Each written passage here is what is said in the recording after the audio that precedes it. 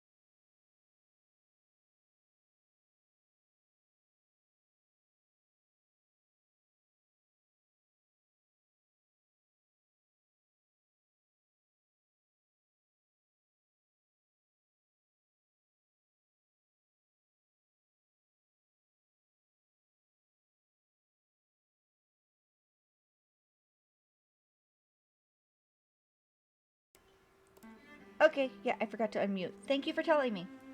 I'm working currently on just getting things set up. I think I'm going to restart it so you guys can actually hear that opening. So we're going to close that real quick and reopen it because that was interesting. It's very anime opening. I feel like I'm watching an anime instead of actually playing a game whenever I started. I was live streaming the anime. Or an anime. I don't think there is one of this. Here we go.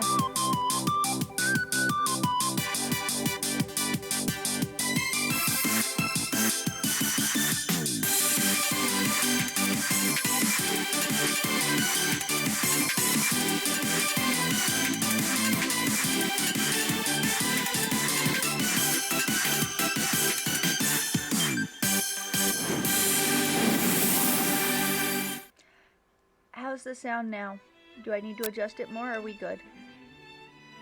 Please send it to me in Messenger so it's easier to see. I don't know why there's even an option for continue. Yeah, that's what I thought. Apparently if you hit continue on a brand new one, it just starts at the beginning.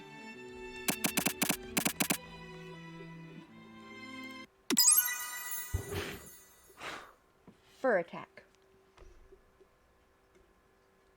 Actually, KFC sounds kind of good. And I'm looking at those isn't helping. You sleep softly as the morning sun casts a warm glow through the window of your modest student apartment. The world is peaceful and serene. You could stay in the moment forever. Or you could wake up now, now, now. Your first day of culinary school is no time to sleep in.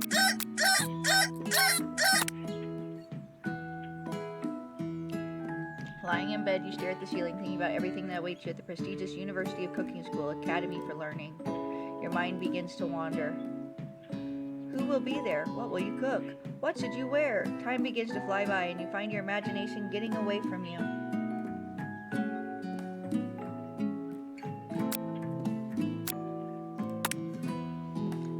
I'd better make sure to arrive prepared for the first day. You bust through your morning checklist. Teeth equals brushed. Hair equals combed. Pits deodorized. Smart. Nothing can stop you. You confidently grab a biscuit, strut out the door, and head on to class. Just what you needed to get your blood flowing. Standing in the quad, you gaze upon the magnificent University of Cooking School, an academy for learning. Here comes your lifelong best friend forever, Miriam. She's the most adorably awkward person you've ever met, and you absolutely love her for it. Good morning, Dancer Girl. Are you excited for the first day of the rest of our lives? Actually, because I sure am. Excited and a little nervous. Okay, a lot nervous. It's just that this morning I made breakfast for myself, but, well, when I ate it, I couldn't taste any love in the food. What if I'm no good? What if I fail? Classic Miriam. Raised by master chef parents, she always held herself to a very high standard. Ever since we were little babies playing together and you rescued me from that quicksand box, it's been clear to me that you're the most loving, caring person I know. You're going to do great. But with University Cooking School Academy for Learning's famous 3-day only semesters, I'm afraid of being left behind and never catching up. A sweet girl, Miriam has always had a flair for the dramatic. This summer she got so nervous about her first kiss that she chipped a tooth practicing on a mannequin. Should you pep talk her or change the subject to give her some relief?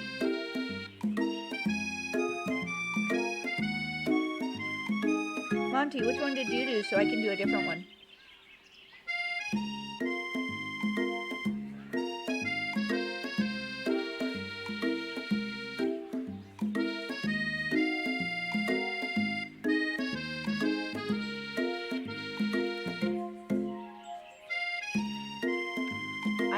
We still need to update all of my stuff since I've gotten to affiliate to have all my alerts and sounds and stuff. So if Monty, if you're listening, I still need to do that at some point whenever you're up for helping me out, since you have a clue what you're doing and I don't have to go blind and do it all. Let's see. I think we should pep talk her because changing the subject to school gossip doesn't help anyone. Remember last month when we saw that fortune teller and had our tarot cards read? The lady with the mask who gave me nightmares? I've been trying to forget. I know she looked spooky, but she was so sweet. And she told you that you were destined for great things. Remember that card with the fancy looking tower? And that other card featuring a handsome fellow in a red suit? I've been waiting for so long to meet a handsome fellow I could call my own. And I'm sure you will soon. In no time we'll be graduating. You'll be delighting the world with your heartfelt cooking in no time at all. As you talk Miriam up, you can feel her nerves begin to ease. You know what? Maybe everything will be okay after all. And if not, at least I have these killer bangs. Can you believe I cut them myself? You can definitely believe it. I cannot believe it. Before you can get another word out, you're rudely interrupted when someone smacks your books and custom-engraved measuring spoons out of your hands and onto the ground. Miriam. Hey! Dude, she must be from Utah. Ashley, A-E-S-H-L-E-I-G-H. That's a Utah spelling if anything is. I don't know. There may be, with it being not an American game, it could be actually normal for that area. But here in the U.S., that is very much something that you would see in Utah. Oh, I missed reading that one to you guys. I'm sorry. Hello, Ashley. Oh, I didn't see you there, chicken shins. You leave Dancer Girl's chicken shins alone, or Dancer Girl's shins alone. They're perfectly normal shins. Ugh, you can't stand Ashley. Even her name is annoying. You know for a fact that it's actually Ashley, A-S-H-L-E-Y, but she had to add extra letters to make herself feel better than everyone. Actually, the way that this is spelled, Lee, is one of my kids' names, middle names. If anyone here knows what perfect shins look like, it's us. We're not going to let you or your really weird insults get to us. Across the quad, you see Ashley's best friend, Van the Man, has stopped to look at his own reflection in the mirror. His pants are so tight you can see him casually working out his glutes while he styles his hair. No lie, they're rockin' glutes. Ahem. Van! You ring?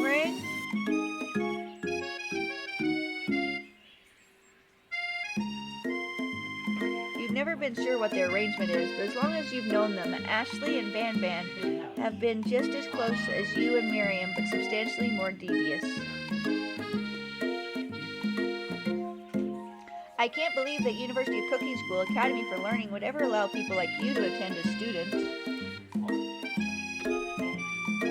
I know, right? You'd think they'd just hand us our diplomas now. Or maybe hire us on as professors. You amateurs could learn a lot from us.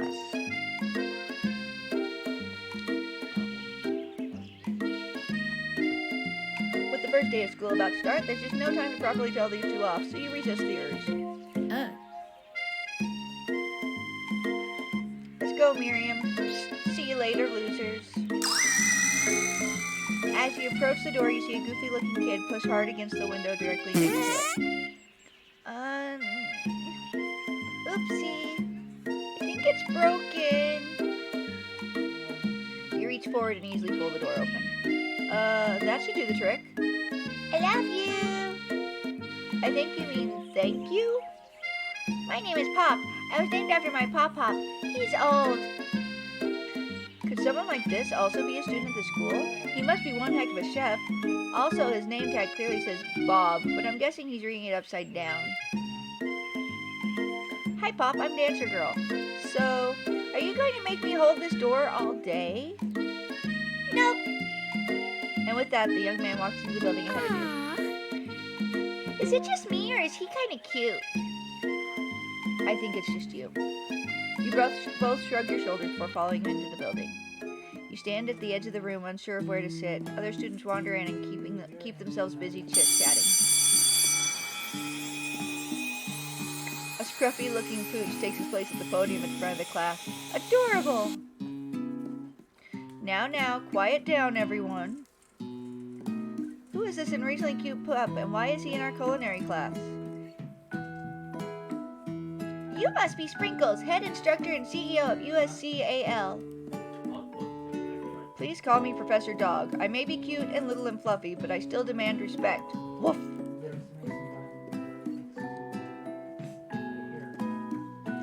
What? A cute dog is our professor? This is the best school ever!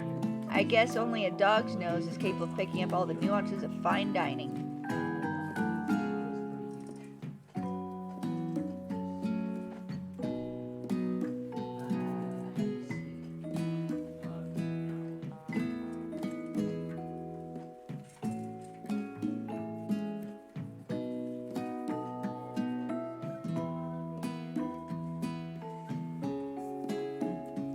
Sorry, I just realized I didn't have my Twitch up on my phone so I can actually see what's going on.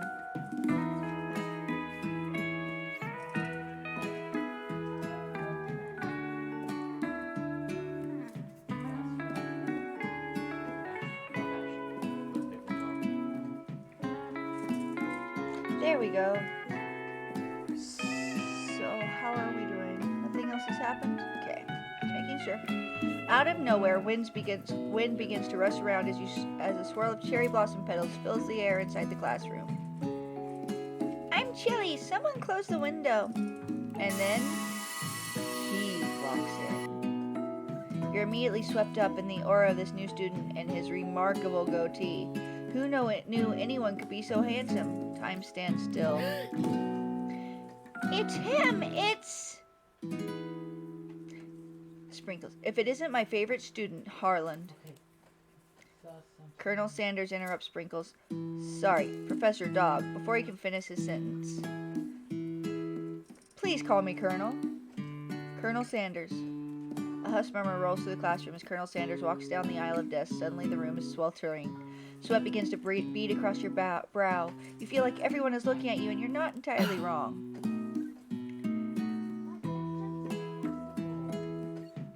And this over here must be Sweaty Sweats-a-Lot.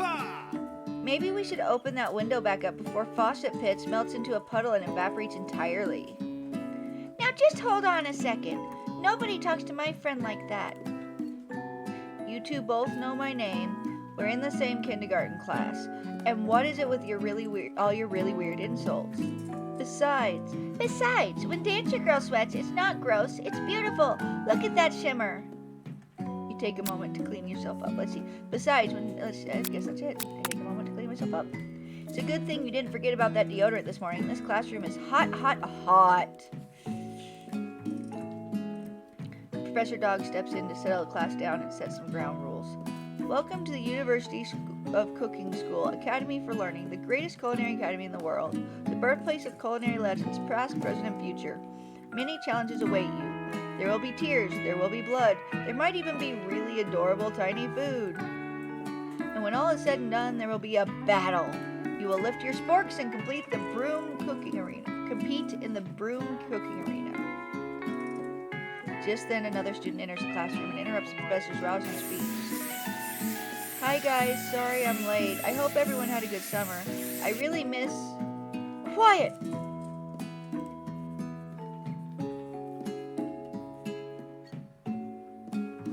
Late to class is bad enough, but interrupting my monologue? You're on the fast track out of here, young man. Are you sure you're even in the right place?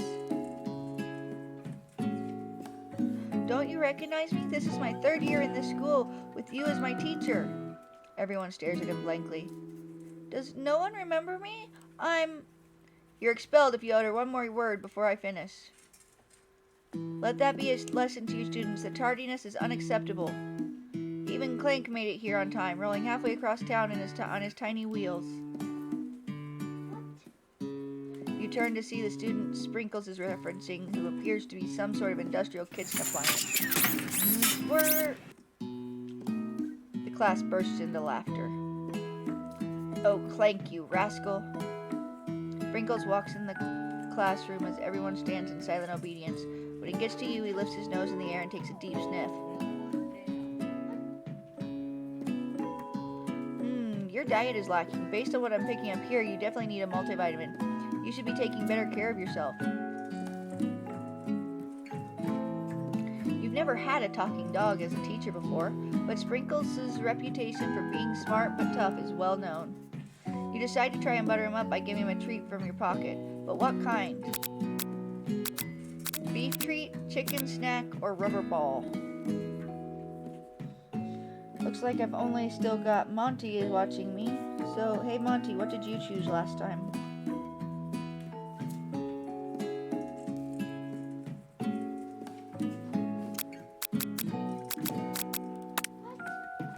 You reach beneath your apron and return with a small bit of beef jerky in your hand. Sprinkles' eyes go wide as he locks onto it. Oops.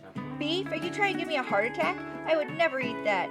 You clearly do not belong here. Please remove your apron and then remove yourself from this class and this school.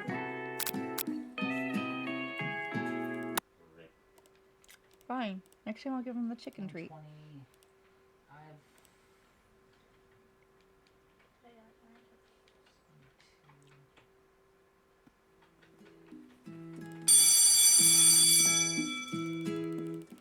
Jump through all this.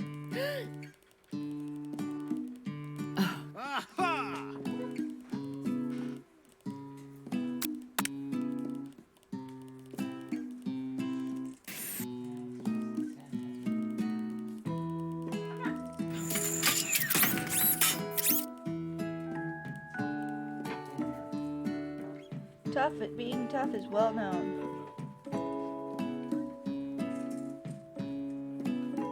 Well, thank you for sharing my stream around. I was asking which one you chose, but I had to go back and restart that part because it said that I was game over. So now we're going to try the chicken snack. Did you try the rubber ball or the chicken snack yourself? If you're at the computer, do you want to go ahead and go on VC so we can actually chat about it? Instead of trying to just do it by text? I do have my stream manager up on my phone for my Twitch, so I can see you typing in there, or chatting in there too. I was smart about it. Did you do rubber ball, chicken snack, or beef treat? We already know beef treat is lose. Who just opened the back door? Oh, Okay, Jack?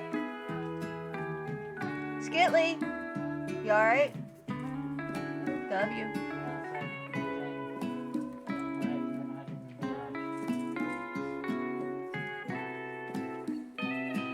Sorry, I couldn't hear you over the... Hey, come see what I'm playing. You said don't watch my stream. Why? Because I have one viewer currently. Come watch my stream. I love you. Let's try chicken snack. I actually think that's better anyway. It's favorite. Whoa. I think there might be some competition for a new star student. The furry professor immediately devours the snack, leaving your hands slick with a coating of warm, druggy drool. You see the other students eyeing you jealously, but pay no mind to them. If they wanted to succeed in life, they should have learned the importance of carrying a range of dog treat flavors on them at all times. Settle down, young chefs. Yeah, chefs. I got words. Sweetie, I love you. We can do it here. If we do it on mine, it gives anybody on my stream. I think most everyone that's on mine is on yours, though. Hold on. I can't hear you over the music. There we go. Now what? I just put us in the streaming room I usually use, so. Yep. Let me see. Yeah, I just turned everything down because that's just loud. I'm just going to go about half on everything. I don't want to mute anything. I still want to hear it. I can't hear any of it. Sound effects I left up because sound effects didn't bother me, but you can mute the music if you really want to. I didn't mind having the music, it's just I couldn't hear you over it. Can you hear me okay on the stream, by the way? Yes. Alright. You finished? I'm loud on stream, but yes. Come on in. Thank you so much. Oh, I'm on Twitch. You don't know how to log in for Twitch, but thank you. Sweetie just offered to turn on the stream on Twitch, but I'm pretty sure Twitch requires you to be over a certain age to be on it. 13. Yeah, you have to be 13 to be on Twitch. Thank you. For views. Thank you. I've got an affiliate, and I don't plan on getting past affiliate for quite a long time, and I'm okay with this. Yeah, it's really hard to become partner. I'm still struggling. Oh no, I'm not expecting to become partner. Yeah, you have to have 75 viewers all the time, and at least 10 of them talking in your chat simultaneously for like 5 chats or streams in a row. It's so ridiculous. Basically, you have to be a superstar. Yep, and then you will be denied your first application, and then you have to play, go from there. I'm not worried. I am nowhere near nor planning to be near that. I really don't expect to get past affiliate. Let's see. Settle down, young chefs. Take your seat and prepare to have your minds open to the amazing possibilities of culinary creation. As everyone rushes to claim their favorite seats, you're left standing at the front of the room. Only 2 options remain. Hey, dancer girl, there's still a seat here. It seems that no one has claimed the seat next to me, if you're interested. 2 good options, but which will you choose? I always choose sit by Colonel Sanders. I was going to try this one. I've never sat by my friend. I'm so glad to have you near me to support me through this class. Of course, you're my best friend. Who else would I sit by? Colonel Sanders? He has such a magnetic personality, and there's a seat open right next to him. If you had sat there, you might have gotten to know him a little better. I'd never sacrifice our friendship. Besides, I'm sure I'll get a chance to talk to him later in the semester. I've got 3 whole days. That's like a lifetime. So you say, but now that Miriam mentions it, that Colonel Sanders is just so darn dreamy. As soon as you've settled into your seat, the professor makes an announcement. Think fast, it's time for a pop quiz. Yay, a quiz about me! This incredibly important and surprisingly short quiz will tell me if you're ready for your life at culinary school. Keep your knives sharp and your focus sharper. Here comes question number 1. If train A is traveling to point B and train B is traveling to point A, how important is to wash your hands before cooking?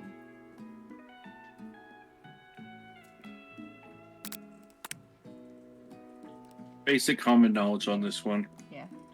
Forest to tree is chicken to... Knife is in goggles, definitely. What is the most efficient eating utensil ever created? A comically oversized fork. A meat tenderizer or a spork? I thought that was funny, the comically oversized fork, but I know that's not the answer. Yeah, I mean, that's kind of what I was saying with the other one. What food is best for a broken heart? Aww. Anything as long as it's prepared with love and not too much salt. Oh, thank God to that one. A pancake that looks like a silly face, or camel meat. Is Sprinkles a good boy? Nope. He's a talking dog that teaches at culinary school. He is the best boy. He loves that answer. Of course he's a dog. He's a good boy. Shut up. What? Right? Wow, Yep. Be honest, did you cheat? You look up to see that Colonel Sanders has been watching you tally your score. He's impressed. I know we just met, but I have to confess, I think you have a beautiful brain. If someone walked up to me and said you have a beautiful brain, especially in a school type setting, I would probably just stare at them going, huh? Have you gotten that comment before? Usually it's more beautiful heart is what most people will say, because it's about caring. Oh, what a beautiful heart you have. I actually skipped without reading it. Pretty much it was just inner monologue going on. May I have your attention, students? I have an important announcement to make. Time for lunch! Well, yeah, lunch is always a good announcement. Do you know how many times I have heard kids say, what's your favorite class at school? And they say lunch? It's an hour 45-minute freedom. Yeah. Personally, I chose to work at a library. What's that tell you about me? That's like my dream job. Yeah, I know. But I miss my salads and my potato bar. That's what I miss the most about high school.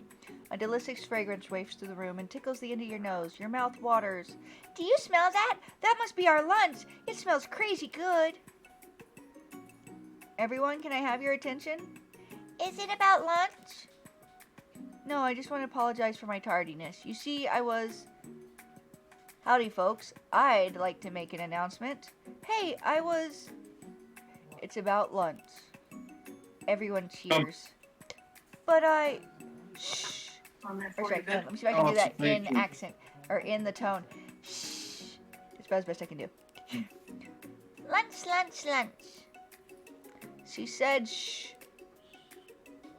In honor of the new semester, I prepared something special to share with everyone for lunch. That must be the smell I smelled. Indeed, that smell. You hold your breath, waiting to see if the food this mysterious student has created. See what food this mysterious student has created. You heard that he's very talented, but were the rumors true? Is this? Colonel Sanders lifts a large bucket above his head. The contents glimmer in the light. Piled high are huge pieces of chicken, breaded and fried to a crispy golden finish. The aroma envelopes you, and you begin to feel warm and safe. Colonel Sanders has filled a bucket with chicken? What a novel concept. Your stomach begins to grumble as if to say, stop thinking and start eating. For years, You've never had that experience. For years, I have been developing a secret recipe for the perfect fried chicken. By my calculation, nothing less than 11 herbs and spices are required to achieve the perfect balance of flavors. You look around and notice that every other student has a pen and paper and is scribbling notes as fast as they can. But that's all I'll say about that. What? You think we want your stupid secret recipe? Dude, pshaw. Nah, my dude, nah. No. I'm just, drafting a last will and testament in case, one of those ingredients is, poison. Got him. He looks around nervously to see if anyone else is laughing at his sick burn. You wait to see what zinger Ashley is prepared to follow up, but she suddenly takes a different approach. Yeah, and I was just, like, writing in my diary. Dear diary, today I smelled something beautiful. I knew at that moment that only the hands of a true gentleman could fry chicken so tender.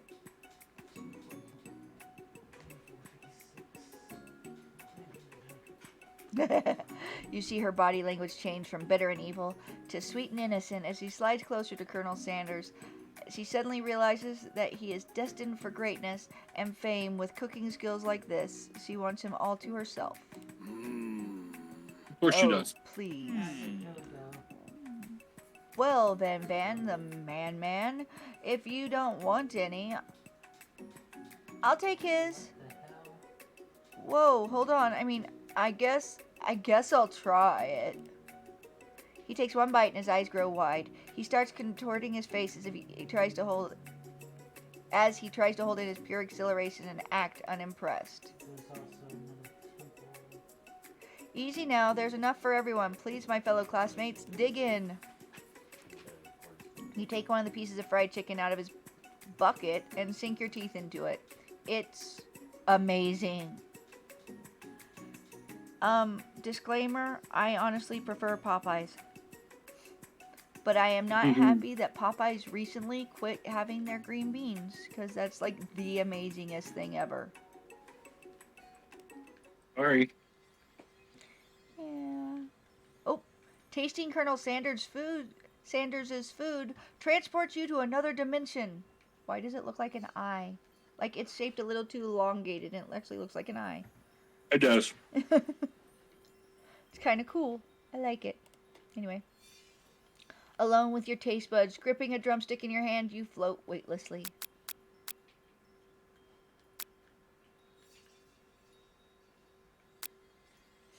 Focus your mind and meditate on this moment. Try to identify every flavor. Savor the moment and everything that it tells you about Colonel Sanders' culinary heart, or swim toward the light. Up to you. I feel like the first one's the best option. Especially for this type of game where you're trying to make it through culinary school. The second one for the romance aspect. So it'd be 1 or 2. Is anyone else watching? Nope, still only the 1. Do you see that I have anyone more watching? Okay. I've shared it around and so it says here we had said 96, but it says here that you rated me with 86. So I was wrong. But either way, 1, 2, 3, 4, 5, 6, 7 follows came out of it, which was kind of cool. It got me above the 50 I needed and jumped my average viewers up high enough to get me to affiliate. And I am very appreciative to that. I made a TikTok about him. Her, them. I keep saying him, but then I turn around, like in my TikTok, I put your thing now has ads. he, her, them. Yes, it'll have ads, but at the same time, it also has a lot more options for viewers, subscriptions, and donations, which gets me a lot of more chances to make money on something where I'm mostly just having fun and goofing off. Yep. Alone. Talking about that, I think I'm going to be going to Popeyes. I know, right? Whenever I saw the chicken at the beginning of this, I'm like, that looks good. I want chicken. Are we having Popeyes for dinner? Is that what you're telling me? Yeah. Awesome. Lucky. But I'm not going to the one over on 12th. Yeah, I know you don't go to the one on 12th because the one on 12th is crap. Except for during the day. Someone just invited me to watch their live. Oops. Shush. I love doing. No, I didn't mean to go into the live. Stop. I don't want to. I was actually just trying to see who it was better, but I accidentally clicked into it, so. Let's see. Do I want to meditate and try to identify every flavor, or see what it tells me about Colonel Sanders' culinary heart? Phantom, what do you think? Swim into the light. You say swim into the light? Time to die. You want me to swim toward the light? Yeah. Let's That swim toward works. the light and see. Hold on. First things first. Is there a save? No, okay. Swim toward the light. Let's see what happens. Somewhere up ahead, a bright light beckons you. The flavors are so intense, you become wrapped up in them. Unable to resist, you reach toward the light. It grabs your hand and pulls you closer, closer, until your fingertips connects with the end of everything. You are forever lost in the land of tender fried chicken bliss. Your mind dissolves. There is no dancer girl now. There is only herbs and spices. Though Oh, now Miriam that I know that tries to ending. revive you, she cannot. Okay, let's back up and catch back up to where we were. I am assuming it's probably going to start in the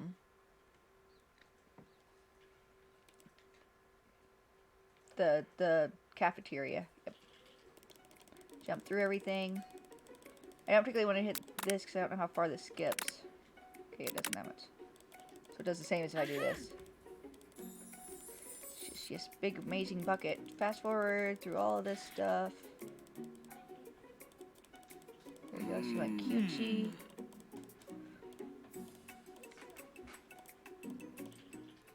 I got transported to another dimension. Okay. So we know that swimming towards the light makes me go completely brain dead forever on the amazingness of the flavors.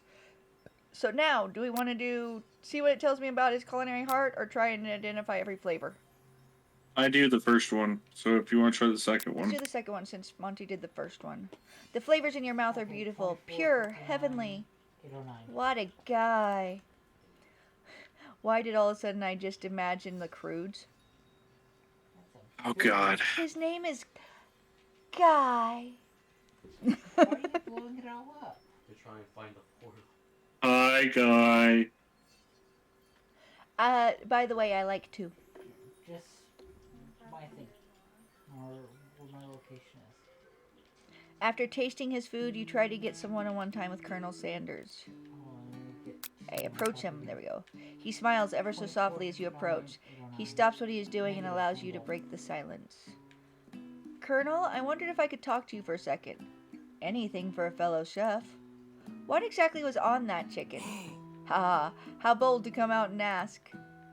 It's the idea I had for a new combination of flavors that will make me my fortune and establish my legacy for all time as I open a chain of highly successful fried chicken restaurants. No big deal. It's just you and me here talking. I can keep a secret. In fact, I've got some of my own that I'd be willing to trade. What's the rush? The semester's only getting started. We've got 2 more whole days to get to know each other. I have an itch on my back and I can't quite reach it.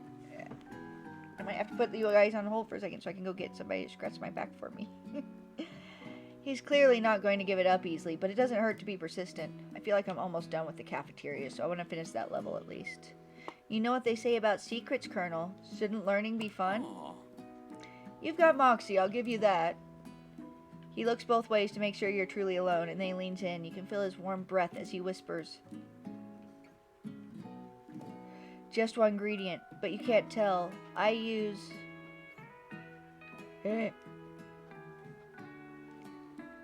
Wow, you'd never even guessed that. In fact, How many letters is that? You're not even sure where you'd get some if you searched. While you're wrapped up in that huge revelation, you notice he has disappeared. While everyone else is still in the cafeteria, you decide to look for him. You find him outside, standing in the quad. Oh, it's you again. Howdy. Sometimes I like to come outside and look at the school building. I think about how my story will continue on after I've graduated. It sounds like you have big plans. I dare say the biggest. I will leave my mark on this world. You can bet on that. Alone together for the first time, you figure now is the perfect moment to show your personality to him. Now that sounds like a bad idea. You can neg him to show your own strength. wow him with a big idea and add an additional ingredient to really spice things up, or be modest but thoughtful. I feel like the Always second one. honest and thoughtful, but that's just what I do. What I was gonna say is I feel like this one would be a fail, but I'm gonna try it. Add an Okay. additional ingredient to really spice things up. You Okay, know, try. about that, I was thinking about your secret recipe. I don't doubt it. It has a way of leaving an impression on all who taste it. You decide to show them that you also know a thing or two about blowing minds with new flavors. I actually had some thoughts on how you could improve it. Improve it? You want to change my secret recipe? You think you can do better? Have you ever heard of habanero peppers? Heard of them? I tend an entire garden of chili pepper varieties. Habanero, poblano, cayenne. But that's not the point. You can't just toss new ingredients into my secret recipe and expect to improve it. A recipe is about balance. It involves careful consideration and refinement. I didn't mean to. Let this be the last time you improvise on my recipes, Dancer Girl. I'm headed back to class for the next lesson. Oops, I pissed him off. That certainly didn't go as planned. You'd better head back inside, but you wait a moment so that he doesn't think you're desperately chasing after him.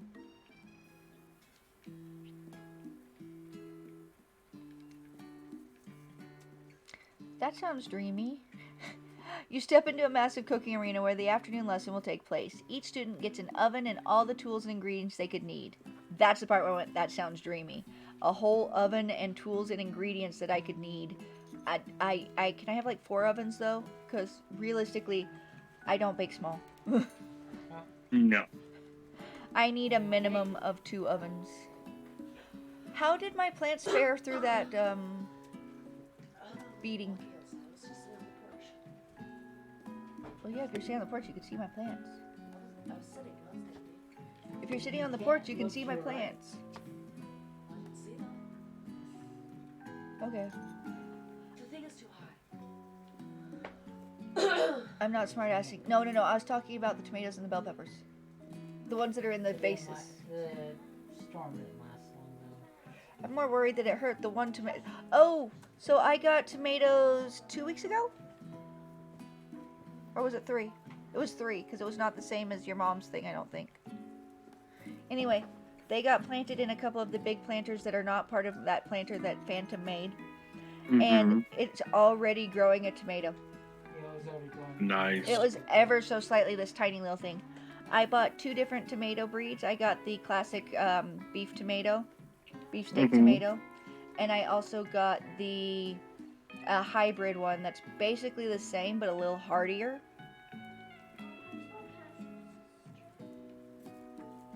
Give me a second. So, and then I picked up some red bell peppers as well. A pre-made plant for that. And between those, they're all in the small planters outside of my big planter. I was happy that my my green onions and my garlic grew, but back from last year. But at the same time, the garlic is still just little weird bulbs. It almost looks like green onion, but smaller.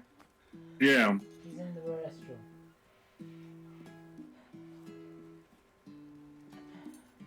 So, yeah, I'm not sure what's up with the garlic. Want you to understand.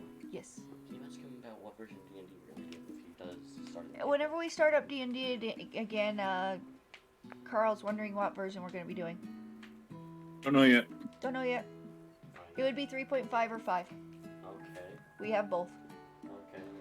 I can also give you digital versions of each. Okay.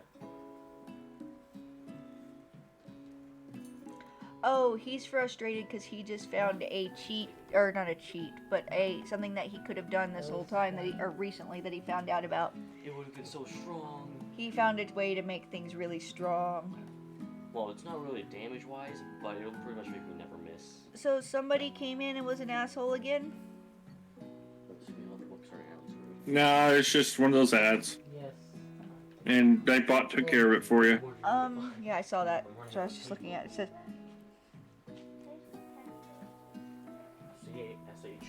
no, I'm not going to buy followers and viewers. Sounds cool. Oh, well, thank you. This one's actually, my kids are, my brother-in-law is 19, my oldest is 15. They've played this before, and it's cheesy as hell. but it's cute, it's lazy, it's easy, it's simple, and I just wanted to hop on. My other option was to go and play Zoo 2, and I figured this would have better viewership than playing Zoo 2, which was the other option I wanted. You have a commenter. I know, I'm talking to them. Ah. I knew. Oh, hey, honey. Sorry. Yeah. So, it's actually a free game right now too. If you're on Steam, you can pick it up. It's I Love You, Colonel Sanders. It's a dating sim game, but I'm just basically pushing buttons and being a goof off. Let me go take care to help. Did you get that spelled for you, sweetie? Yes. Okay, I was about ready to come over there and do that, but if he got it, then thank you, Carl. Now Trista's on my stream. coming down. Phantom, say hi to Trista. Hi. I know you asked me recently about possibly watching the kids, and I was sort of questioning how that worked, but that's not something I want to talk about a whole lot on stream because that's personal and private. Okay. Also, recently Monty had been playing this game. I'm gonna Remember, I'm on my thing, it's pointed that way. That's actually me pointing at my front door. The stream's over there from my viewers. Is there a way to flip my camera so I can see it? It looks the same way that I am? Yeah, it'll take some work, but possibly. I'm looking to see if there's a quick, easy way. Because then I know what I'm doing. Okay. We put on signs. Put on signs in the world itself. The only thing I care about is jungle work. Nope. I don't see a way to do it quickly and easily, so we'll leave it at that. Hey, let me know when you want to do another run for supplies. Are you doing good now? Because part of the reason I turned this on is you're not streaming because you feel crappy. And this way, somebody was filling in your stream time for your buddies too. Kind of hoping to hop my viewership that way. Kind of. The nausea went away, and the aches have lit up, so I think it was just a 24-hour bug. It's also getting brighter outside. It's not as nasty as it was. Yeah. Trista, did you get The that? nausea came on for maybe 2 hours, and that's it. Did you get that hail attack that we just had? Because it hailed pretty hard over here, or pretty loud, I should say. Nope. You're all the way down in Bountiful. I'm not exactly sure where Trista is. I know that they had moved, but I never had found out where they moved to because, well, I didn't go there, so it didn't matter. John, can you grab me a drink? Which one? Drink. It was very loud. Sweetie, 9-year-old, was saying that she was scared and hid under the desk. I'm like, there's a whole roof and an attic above us. You're good. You don't have to hide. It did flare my headache a little bit, but I've been having a lot of problems with headaches lately, and the weather is definitely not helping. Let's see. Miriam says, let's get back to the game because I kind of got distracted. Wait a second. Oh no, we have to show our stuff? What if I totally blow it? You're not going to blow anything, except maybe kisses to the crowd of fans you're going to earn with your signature adorable tiny food creations. Welcome, students, to the cooking arena. For today's lessons, we'll be cooking with partners. Hurry up and pair off. Naturally, Miriam looks over at you, but unable to control yourself, you pounce on Colonel Sanders. Hey, Colonel, would you like to tackle this lesson as a team? A team of 2, that's me and you, if that wasn't clear. Want to be my partner? Aw. Sure, Dancer Girl, I'll prepare our station.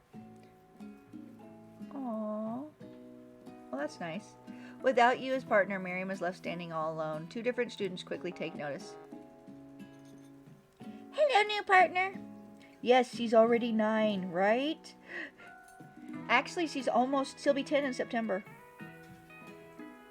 But keep in mind, my oldest is now going to be 16 in August. Mine will be 8 in October. Huh? What? Mine will be 8 No, years not you. old in I October. had Carl. I didn't know how old. Hmm. You didn't know. Keep in mind, he's a year and a half older than you. Almost exactly. Like the difference of, it's like a month. It's like a year and 7 months or something like that. Okay, that just makes me kind of uncomfortable whenever I see names I know outside of TikTok, like me on TikTok. Okay, it's not the same person. Cool. I feel better. You wanna know how I make? Someone liked something on TikTok and it looked just like one of my mom's friends' name. And I'm going, if they found one of my TikToks, they could have found more than one of my TikToks. But it's not them. Oh my, 2 potential partners? I'm so sorry, gentlemen, but I don't know who to choose. I always choose Pop. I don't know what the outcome is if she chooses Clank. Let's choose Clank. It looks like you'll have to pick for her. Friend duties can be a little awkward, but there's a price you pay for not being alone forever. Who do you want to ask to be Miriam's partner? Let's go with Clank this time. Jungle. Sorry, Pop, but I think Miriam will be partnering with Clank today. It's okay. I already ate. The edge of the jungle. Huh? You want towards the jungle. It's not entirely clear if Pop has any idea what the point of school even is at this juncture. Edge. Clank is clearly excited to have some attention. He heats up and begins to roll back and forth. Warp, warp, warp. Hold on there, fella. We don't even know the assignment yet. Technically, Clank may not have a face, but there's something charming and earnest about him. Bzz. Tissue? I hardly know you, haha. Clank judders and the panel shakes loose. You get the impression that this is a sign of affection. Yeah, infection. I just need no. Infection, definitely. Looks like you two will be fine. Oops. Yeah, let's unlock my phone with the wrong thumb. That's gonna work. I know, it's weird to me that he could be 6 already. Phantom. What? He's 6. Yeah. That just feels, timing wise, where we were and where we are and locations and stuff, etc.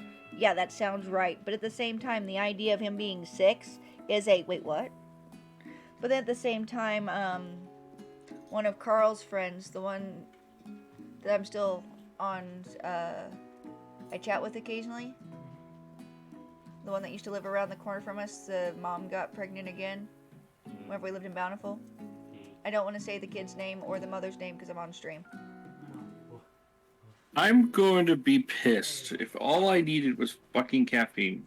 Probably. I'm going to mute my mic for a second. I will be right back. Yeah, just put the B battery right back screen on. It's literally long enough for me to say a name to the people here. I'll be right back. It's weird to me to think that he would be like your age now, Carl, or about anywhere near. It just doesn't. To me, I'm sitting there going, no, he's still a little kid. Even though I've watched you grow up, for him, no, he's still little. Sorry, I was trying to clarify who it was because I didn't want to give any more information on stream. I definitely didn't want to say the name on stream. Even though no one in my stream probably knows who John Cena's on the TV right now. that is. What? John Cena's on the TV. Elaborate. You can't see me. Oh.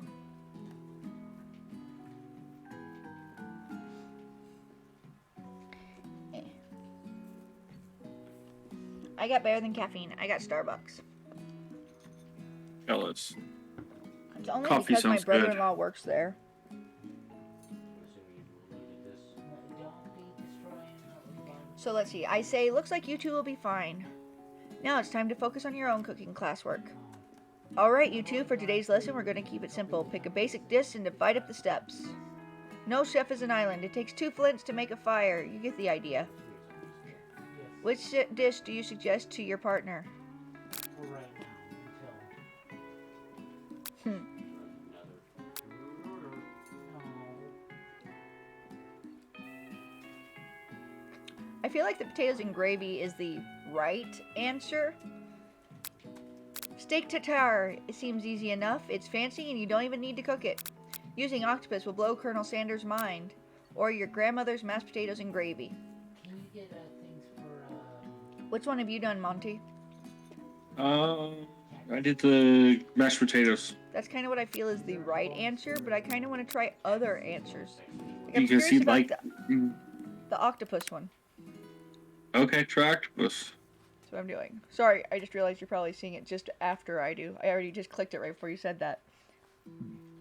Yeah, there is a few seconds delay. What is Um, I usually get the Java chip Frappuccino, but I get it a little special because, well, I'm spoiled. I get their hot chocolate and I add 5 shots of espresso to it.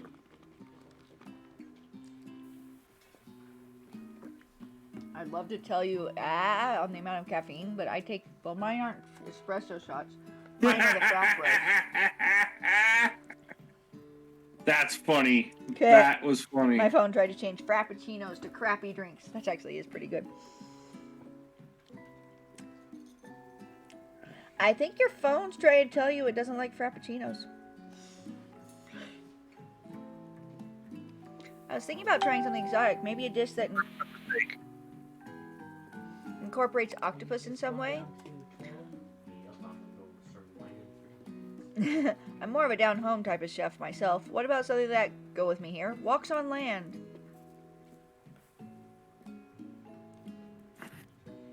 what? Wow! Even when I'm playing a fictional character, I'm still a nerd. Yes, you are.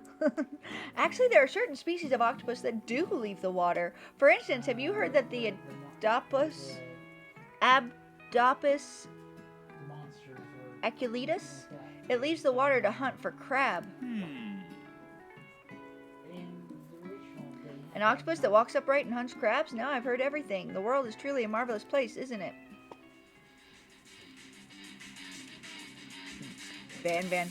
Octopus, crab. Sounds like you're describing one of my signature dishes. Are you trying to steal my thunder? Boys, what's with all the hostility? Has the competition been moved up to today?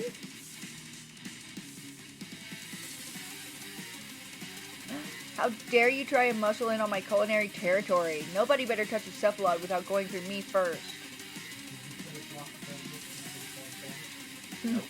I think there's been a misunderstanding. Nobody's muscling in on any mollusks. We are simply discussing today's assignment.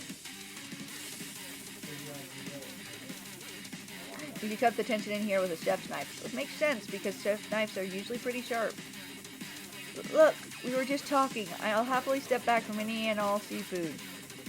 You know what? I'm just gonna make mashed potatoes and gravy. I know my grandmother's recipe by heart. Keep the tentacles. So in other words, it is a fake give yourself a choice. You begin to peel and boil potatoes and try to extricate yourself from this thorny situation, but your new rivals aren't having it. Is that dude from Dragon Ball? Actually, I keep thinking of JoJo. That does look very JoJo.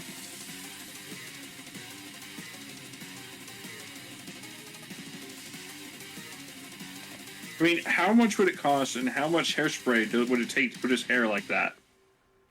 It's not hairspray. It'd either be gel or a full-on glue. Think of Liberty Spikes. Well, Think of Liberty Spikes. And in case anyone in my stream is too young to know what Liberty Spikes are, because I know that it's not just seen right now, Liberty Spikes are the ones that are like foot plus long, huge ass spikes of a mohawk. Yeah, I know what you're talking about, yeah. Oh, no, it's not just you. I'm telling it so anyone on my stream, because there's like kids or younger, early 20s, late teens that could be watching my stream, and they may not know what Liberty Spikes are, because I have not heard that Yeah, term it from was an anyone younger 80s than kick, wasn't it? early 90s. It also depends Early on what group 90s. you were in. You were in That's the prep. true. You were more on the preppy side just because of where you were raised and where you grew up, True. and the financial area you grew up tended to be more preppy. Yeah. No, I agree with you. So I didn't see any of that in school, so. The thing That's that something scared we me saw on as a TV teenager and went, in no, I school- guess that's not real, but. No, I've seen them in real life. I sat there staring at a guy with rainbow Liberty Spikes at Taco Bell when I was like 4 or 5. So That's awesome. 89, 90-ish. I think your friend's a bit horny at the moment. Yeah, somebody's I'm seeing some Freudian slips on what she's reading.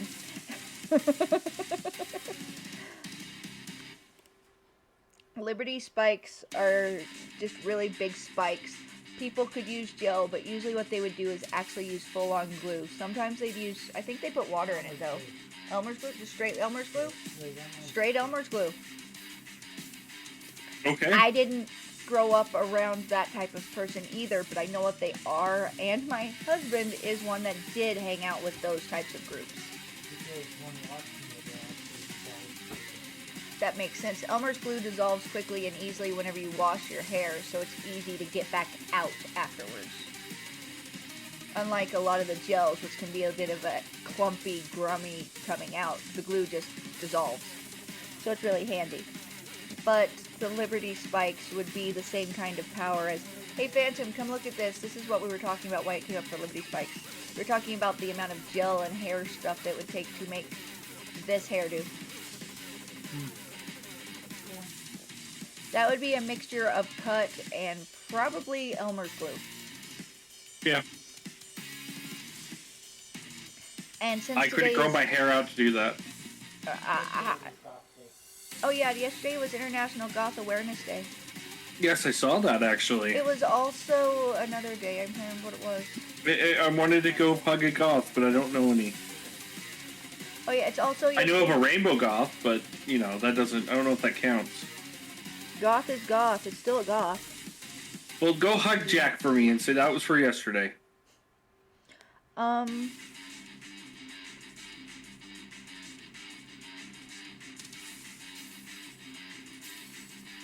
Or Skitley. Skitley! How are they doing today, anyways? Knee sore. Had problems sleeping. Oh, Trista, real quick, because you probably don't know, because most people don't know.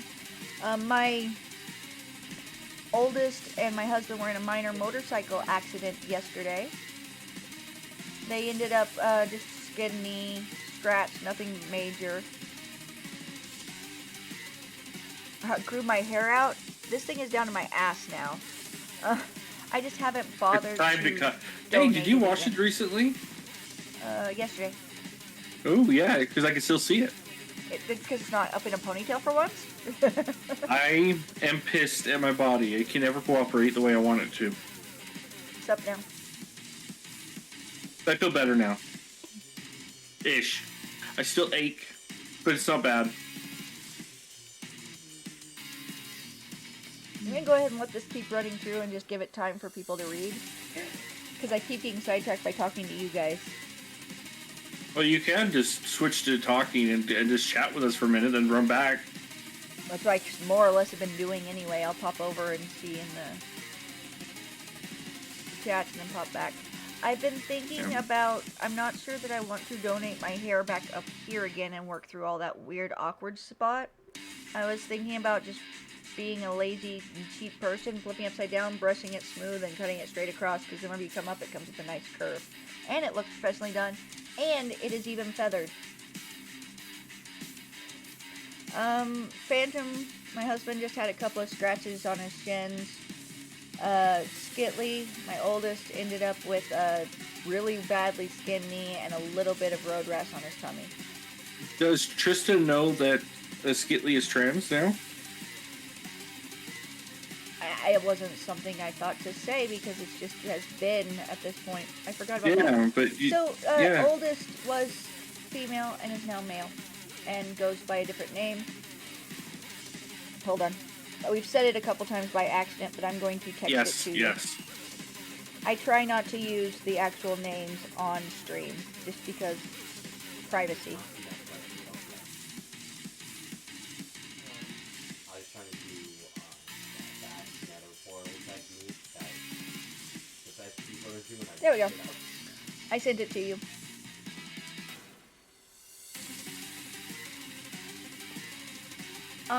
By choice, or was there something else with that one? Oh yeah, I still need to get my channel points and everything set up. Yeah, I can help you with that later if you'd like. Yeah, we probably will end up leaving the game here in a little bit and doing that. I was just doing the game as a ways to play where I didn't, if I needed to leave, it wasn't a big deal. Yeah. You can always come back to this too. It remembers where you left off. I want to finish the kitchen scene since I'm in the middle of it.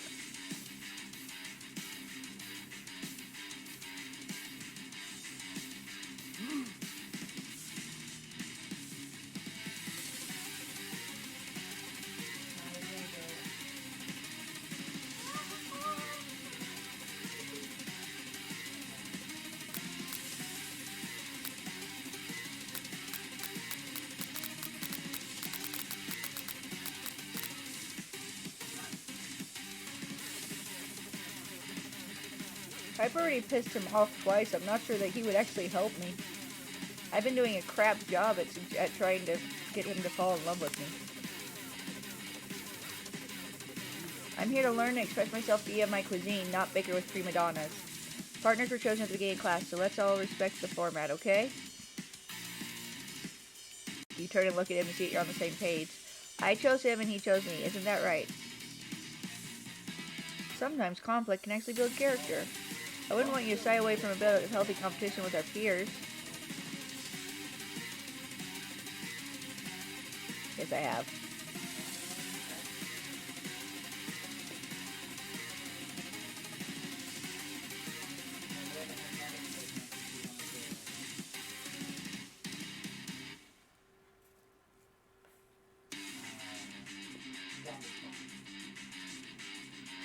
Actually kind of impressive, and I could see myself doing this too. Distracted by the drama, you've already crushed and boiled potatoes into their perfectly creamy mashed texture with plenty of butter and cream for flavor. It's as if your natural passion guided you through the steps you knew so well while your attention was elsewhere. Oh, wait a minute. Instead of making octopus, you went straight back to the mashed potatoes? Yeah, whenever he said, oh, the mashed potatoes, like, fine, I won't make the mashed potatoes. I'll just do the, I won't do the, sorry, the octopus. I'll just do the mashed potatoes that I know so well. I'll leave you to do the octopus. Because he was going like, oh, you can't do much. You're not going to infringe on my cephalopod. Yeah, okay. She didn't get your text.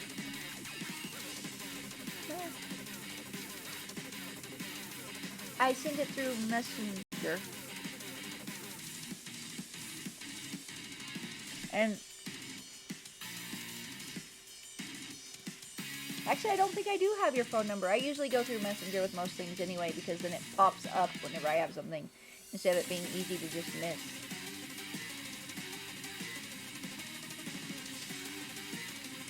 Because if it's just on text messages, I tend to not see it until later.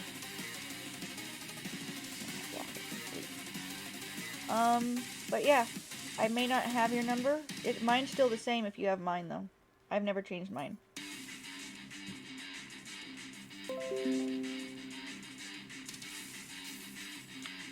Oh, I see what happened. I sent it to your other one. That's why. So I'll just put it here. There. No, I sent it to your old name, or the other name. Oh, yeah. So, Tristan sent me a friend invite. So what I ended up doing was messaging back saying, oh, hey, I haven't heard from you for a little bit. How's your new baby doing? Keep in mind, she said a little while ago that her kids are now, what was it, 6 and 2? So obviously There's no new baby. And so she responded in kind, which was, and as well as I sent to the old number, I had somebody invite me. I sent you a question that's a little bit of a trick question to test it.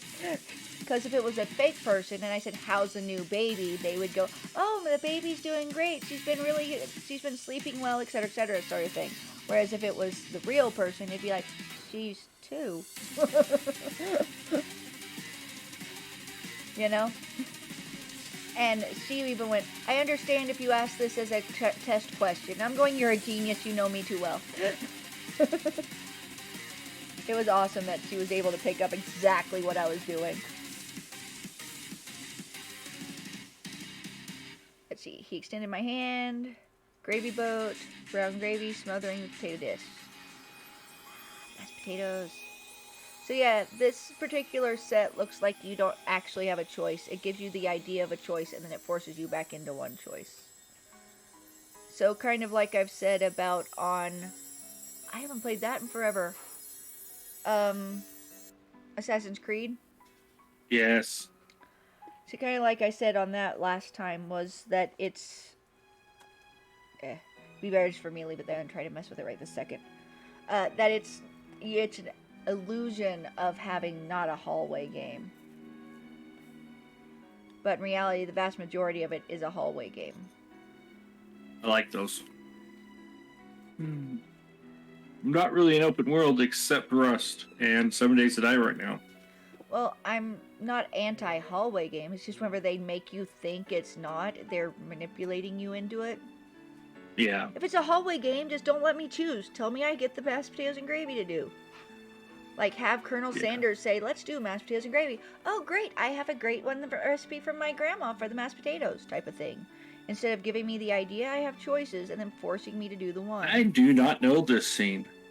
Your eyes lock. The moment is electric. Time stands still. We're holding the same spork.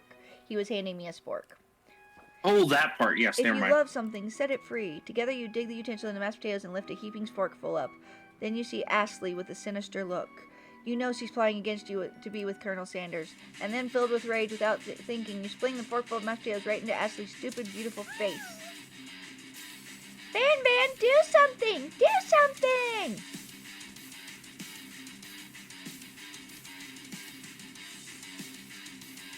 There. Scooping up a fingerful, Van tastes the dripping mashed potatoes and its gravy and realizes it's delicious. Horrified by this revelation, he slinks away. Will never be able to cook. Will he ever be able to cook something with so much love and integrity? I love how Colonel's just standing there with his hand up going, it's a masterpiece. Hold on right there, Dance Girl. We do not waste food in the broom cooking arena. Colonel Sanders, I expect better from you. If you throw one more spoonful, you'd better be prepared to eat it from wherever it lands. Can I has potato face? Van rushes back over, a covered dish in his hand. That's kind of an impressive looking dish, though. It's very well plated. I want the axe. But think about that. As a plating aspect, if you were to put this at a Viking type place, having a plate like that would be awesome. Mm-hmm. Mashed potatoes with gravy? Pathetic. In just a few minutes, I've prepared a full meal. Gaze upon my specialty, braised tentacles of octopus with my silky saltwater sauce. Played with on a battle axe forged by my supreme chef ancestors.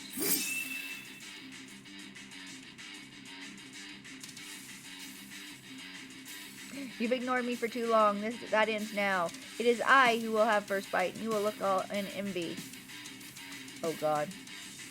This can't go well. The interrupting student rushes at Van and swipes a bite of his signature dish right off the plate. No, don't!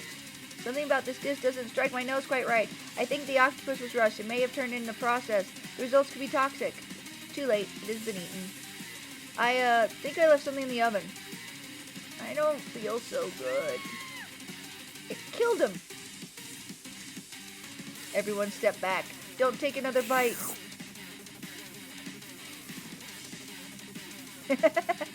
When you look back at the plate, the rest of it is gone. You notice the tip of the tentacle being slurped into Pop's mouth. Pop winces in pain for just a moment and then is almost immediately back to his oblivious self. Oopsie. Tastes like poison. This is funny. The entire class is gathered to watch Pop's final moments. Shock has frozen the whole crowd. They are motionless as statues.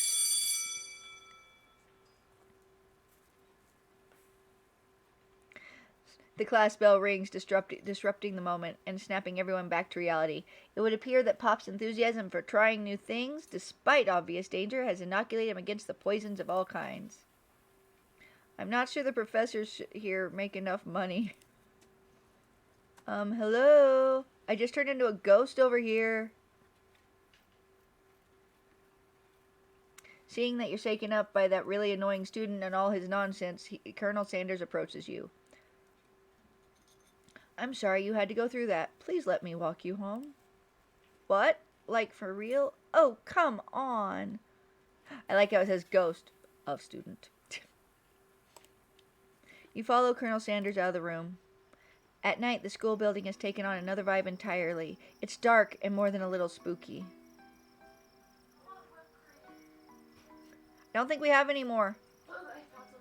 Oh, you did? You will meet Skitley's second favorite character soon, by the way.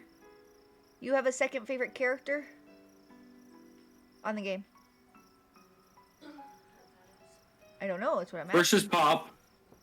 What's your favorite character on the Sanders game? Sanders. Who's your second favorite?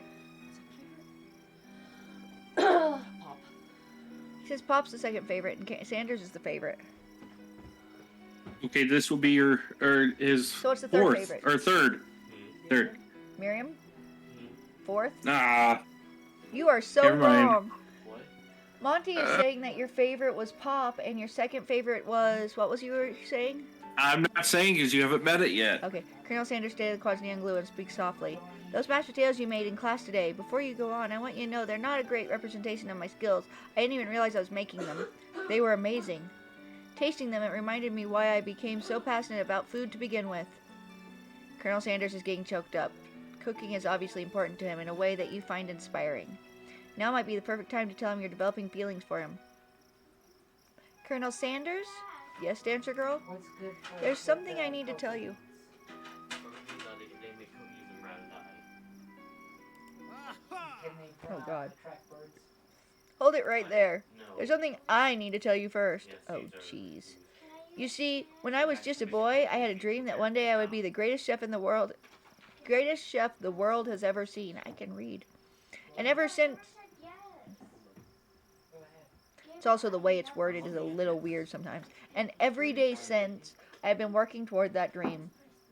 Day and night, never stopping, never resting. Also, lifting a lot of weights. Like, so many weights.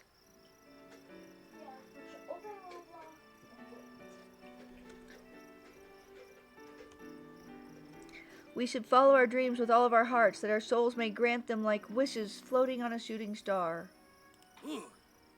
Hey, no, you... Shut up! I'm the one here to say inspirational stuff and be the star of the story. Are we forgetting that your cooking literally killed a guy? You can't prove that. I also saw you kill yeah. that guy. What was his name? Somewhere in the distance you hear a long, sad sigh. Forget him! We're talking about me! Me, me, me! I'm the hero!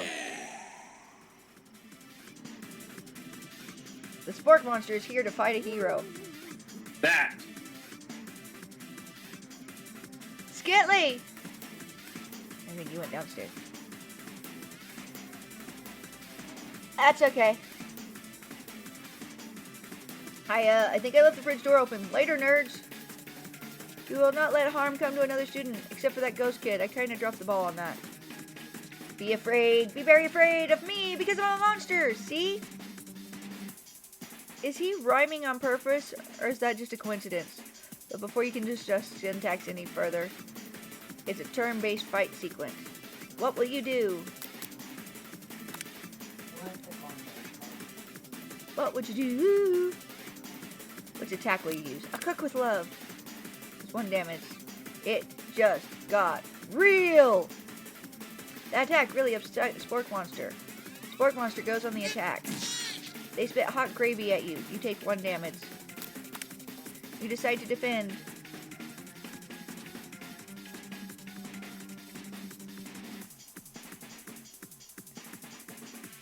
Did you miss I'm in the middle of something? Bad Monty. No. Distracting No. me. Yes, that's my job. Which defense will you use? Trepidation. You continue to stay back and endure whatever comes your way. Seems like a pretty weird strategy, but okay, sure, you do you. Focus their mass mind and draws in energy from Mother Earth itself. They grow larger and more intimidating. How will you respond? Okay, we need to attack this thing. Attack! Cook with love. Do another damage. No quitter. Buffed up and ready to rumble. They go on the attack once again. Utensil. You take 2 damage. If you take much more damage, you're not going to survive the battle. That's right, I have nothing else to do. Spork Monster is oozing cheese sauce onto the lawn of the quad. I wonder who is going to have to clean that up. Feeling vulnerable, he prepares for his ultimate attack. Rounded Edge. Colonel Sanders. Vile villain, your reign of terror stops here. Summons the energy of 1,000 kitchens. Pot Pie Power Pinch! Does 10 damage. He's defeated. You saved me. An injured Spork Monster spews steam into the night. Should I forget mercy and finish him, or spare him? Alright, I always go for the first one. It's fun. Well, I'm kind of curious what happens if I do It's up to you. You manage to tamp down your disgust at the sight of this gnarly beast long enough to realize that he's still a living creature with a pure soul who deserves your pity, not your wrath. Be gone, beast, and don't you dare come back for a follow-up encounter tomorrow. I won't forget this, and I certainly won't be back, like you said. The spork monster scuttles off into the night. Did you know The Munsters was only like 2 seasons? Mm-hmm. Did you know that The Munsters ended because of the Addams Family? Yes. No. They ended because of Batman. Addams Family and it were both started about the same time. Addams Family did better. Technically, the reason that they ended was not Addams Family. They ended because Batman. It was a conflict of scheduling, etc., and Batman took over everyone's viewership at the time. Yep. It's kind of like putting anything against Supernatural on TV. You're not going to win. Or Friends. The defeated monster left behind a special item. It appears at first to be a cookbook, but upon closer inspection it's so much more. It's a book of magic spells with a golden chicken on the cover. Do you get that whenever you defeat him too? Yes. You open the cover and find a library card tucked inside. The last name to have signed it out is Borko. Borko, that name sounds strangely familiar. Your blood is pumping as you stand in the quiet of the night, holding the mysterious book in hand. What? What took down? As you come down from your battle buzz, you realize that your final attack has left you completely depleted. The world around you begins to fade away. Without any energy to keep your eyes open, darkness overtakes you. There's only one man alive. The image of Colonel Sanders flashes before your eyes as you fall asleep. He must have helped you get home in your tired state. You don't know if you could have made it without him. What a guy. You want to thank him, but you don't have the strength to utter a single word. You feel your covers being pulled up over you as you're tucked in tightly. Good night, my Colonel. In your dream, you're together with Colonel Sanders. For some reason, Sprinkles is also there, instructing your love. Dreams are weird.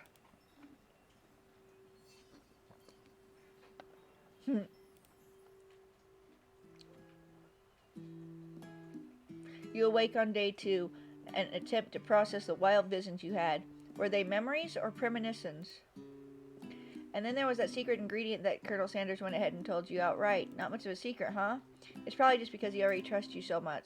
Sure, that makes sense. We'll go with that. You meet up with your bestie in front of the school. Before you can tell her about the encounter with the spork monster, she launches into a story of her own. Okay, I know this might sound a little strange, but I think I might be, I think I might like Clank. Like What? him? What? Like? Okay then. Remember, I hooked him up with Clank instead of Pop. Yeah, so it's kind of weird to hear that side. Is it the same story, different name? Yeah, pretty much. I know that it sounds like it's moving too fast, but there's something about him. I like him. Like him. We got talking after class, and he's actually a totally sweet guy. Not only that, but he's really smart. He told me all kinds of stories about Colonel Sanders.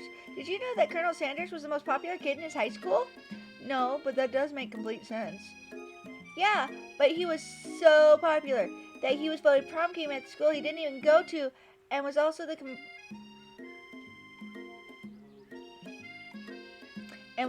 convertible that he himself rode in at the front of the homecoming parade.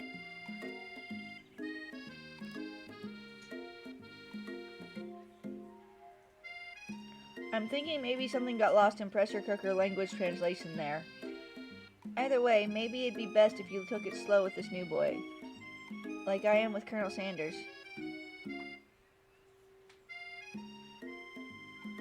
You and Colonel Sanders, the coolest guy in school, the most famous student ever attend the University of Cooking School Academy of Learning? You're a thing now? We definitely connected yesterday. Sure you did. You're great. Why wouldn't he be into you, I guess? Laughing at the implication that you and Colonel Sanders might be a thing is definitely not cool. You are great. You have an idea about how to prove that your love is real. Well, if he's not into me, why did he tell me one of his secret ingredients? Your bestie's eyes light up. A secret ingredient? Yeah, I just said that. A secret ingredient. Is there a dramatic echo in here? Miriam checks to make sure you're alone before continuing. So this summer while I was on vacation with my family, a lovely boy approached me on the botanical garden where I was wandering. This can't be good. He told me about his passion for spices. Secret spices. The man even gave me some to show me what it meant.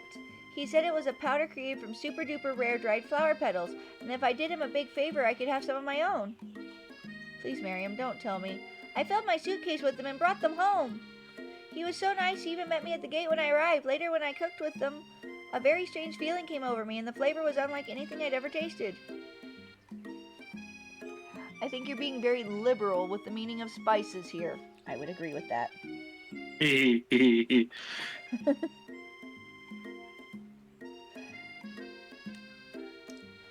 Okay, so I don't know if Tristan... I know that I haven't really talked about it too much on my stream so far. And I don't know if Tristan knows either. But, That's not how it works. Phantom, Sweetie, and the baby all have NF, which is neurofibromatosis. With, I'm on a couple of parenting groups for children with, or groups that have, where you can ask questions, etc. It's really handy whenever you're looking at something and going, is this NF, is this baby, or is this fine? Or is my kid just weird, which is also sometimes the point too. My kid just does this, it's just part of my kid. But, one of the kids that was on there looks like Ostrich Chow. Like, he looks like a baby ostrich, and it's so cute. That's Kevin Tran, the prophet in the show. From what I understand, he came back in season 13. I haven't made it past season 8, so I don't know. Now back to game. Whatever. Anyhow, we both share an interest in cooking, so we've stayed in touch, you know, like pen pals. I bet he would love to know more about new spices. Well, I'm definitely not supposed to share Carol Sanders' secret recipe, and besides, I only know the one ingredient, so I doubt I'd be much use to anyone.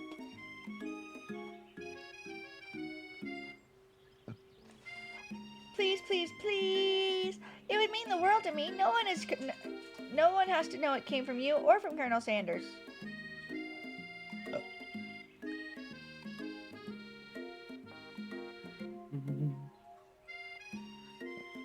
Also, I have hiccups. I'm sorry. Make up a fake ingredient or tell her the ingredient. I mean, she has been my best buddy forever, supposedly, so... I've also been ditching her for Colonel Sanders, and she seems to be obviously super ditchy to think that, oh, it's a special spice. That was not a spice. She just became the mule for someone.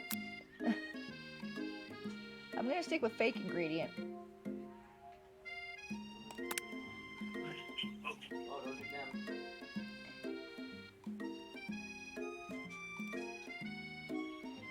It was Eye of Newt. I know, it sounds like some sort of witch's potion, but...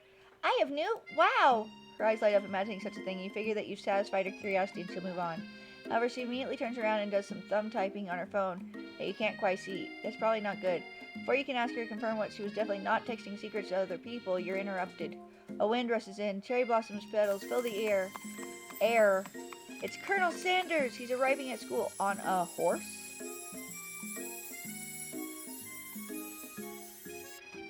That horse got some nice eyelashes, though.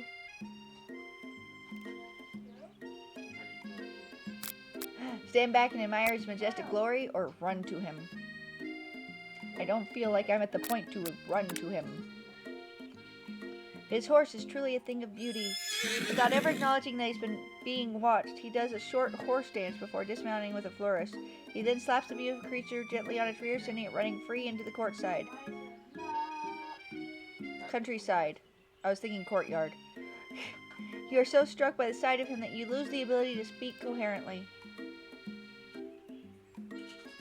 Oh, I didn't realize anyone was watching. Don't worry, he knows his way home. You attempt to compliment Colonel Sanders, but the words don't come out exactly right. What a horseful beaut you have! I mean, what a horseful beaut you have. Dang it! That's just what I just said. Being a good friend, Miriam attempts to cover for you. Oh, Dancer Girl just gets really nervous around people they like. What? This is not helping! I mean, they got food poisoning and we're up all night. It was gruesome. You should have seen it. She gives you a wink and a smile as if to say situation handled. Can't blame a girl for trying. And with that, Colonel Sanders disappears into the school, leaving you and Miriam to follow.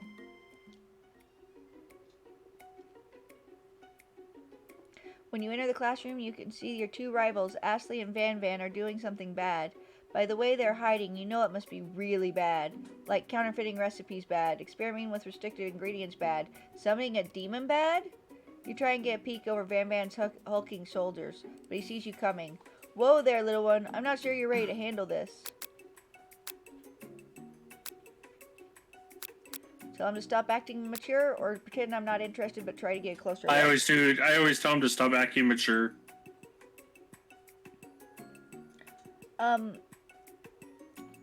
Osric does not have NF, but there was a little boy on the page that looked just like Osric. Here. NF1. Overall, in day-to-day, if you were like to babysit or something, it would just be the point of looking at, with Ellie, some of her, or the baby, some of her issues. But as far as like health-wise, unless you're taking care of them on a very steady basis, like taking them to doctor's appointments, it's nothing you'd even have to really worry about.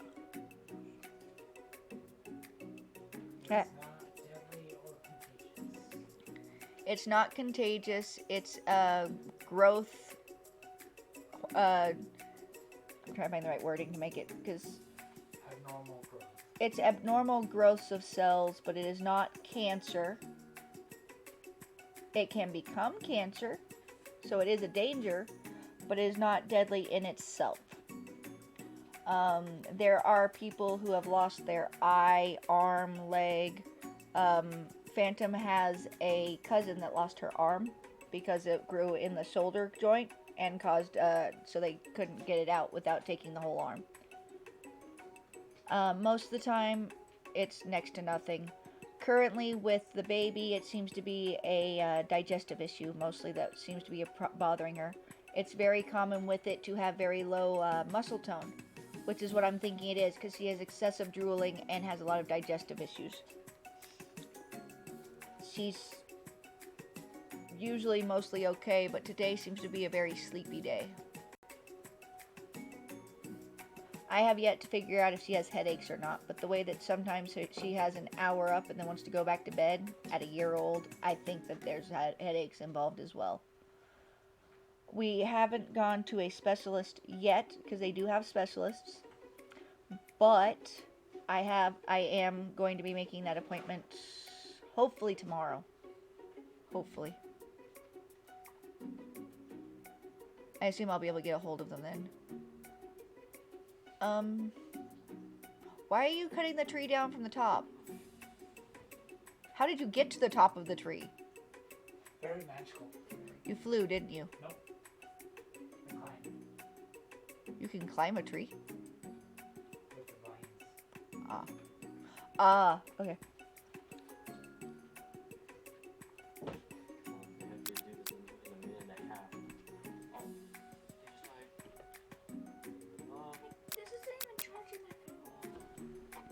Then maybe you need to try a different charger. What about that black one over there? Is that the right type for you? Try it. Look at the end. You don't have to shove it into your phone. You can look at it and tell. Let me see. Let me see this. Well, Yes, hello, that one Mike. Hmm? Hello, microphone. Sorry, did I hit You it? got really close to it. No, you got really close. Oh, there you go. It's because I was leaning that way to get to... I actually think that this response that Ashley gave is kind of clever. Why don't you make like a bee and mind your own wax, honey? Sounds like a very southern thing to say, too. We're gonna act like we're not interested and try to get a closer look. You sit near the rivals, but leave your back turned to them. You can even hear Van Van mutter something that sounds a bit like a magical spell. However, he knows you're eavesdropping. You try and cover your tracks and improvise your excuse. It's time for class, and you're distracting the rest of us who want to learn. Now you've upset them. Oh, look, his hair goes crazy when you upset him. Oh, and you're the Emperor of Cooking, are you? You make the rules? I'm not sure you'd know a good meal if it ate you. Being the best chef in the world takes more than just culinary skills. It takes creativity. It takes panache. And it doesn't hurt to use a little evil. I want to know how his hair went back to the perfect shape. Oh, by the way, you won't have to send me the code when you open up Zombieland Double Tap.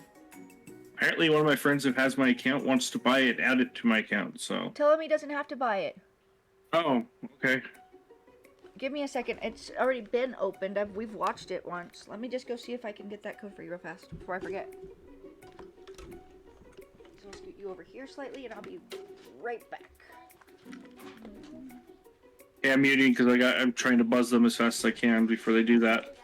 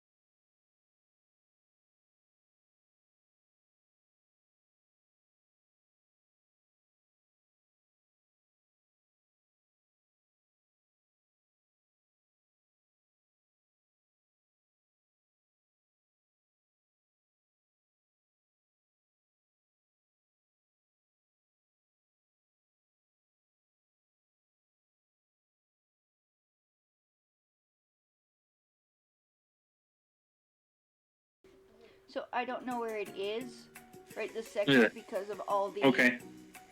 You know how much of a mess my movies have become lately. Yes. So, yeah. Yay. As far as the... is the movie good? It's cheesy as hell.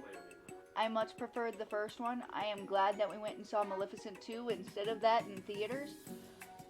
It's not bad. I never finished Maleficent 2, to be honest.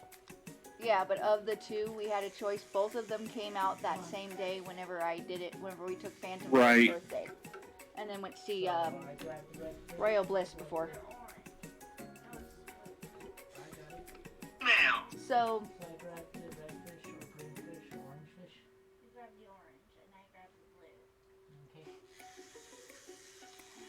I think he's trolling us.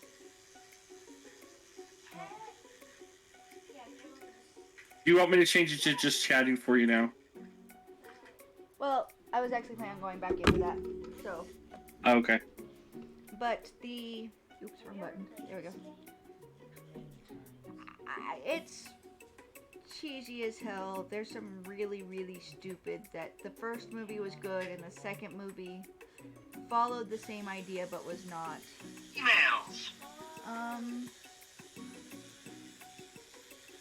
Oh, I already have that one. My friend wants to watch it tonight, so sometime soon would be great. I can probably find it today, yeah, but at the same time, if he's wanting to buy it for you, that's kind of stupid whenever you have a free option to get it. Well, yeah, it's she, by the way, but yeah. Them. I don't care which male or female I know. or non-binary. The person should not waste their money to buy it when you can get it for free, even if it takes just a little bit longer. Hence why I have a lot of things on my wish list on Steam. Actually, a couple of those things I don't even want. I'm watching them for, like, my kids. Carl recently asked about,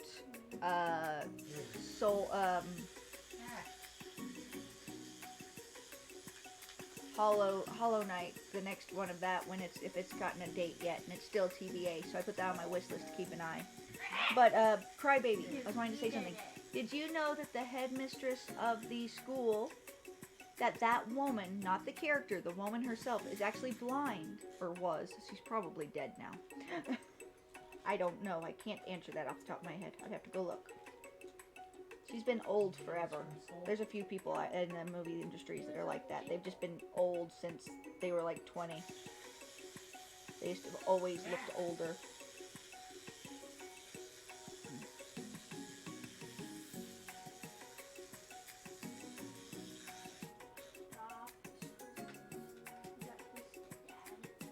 I already have 2 fish.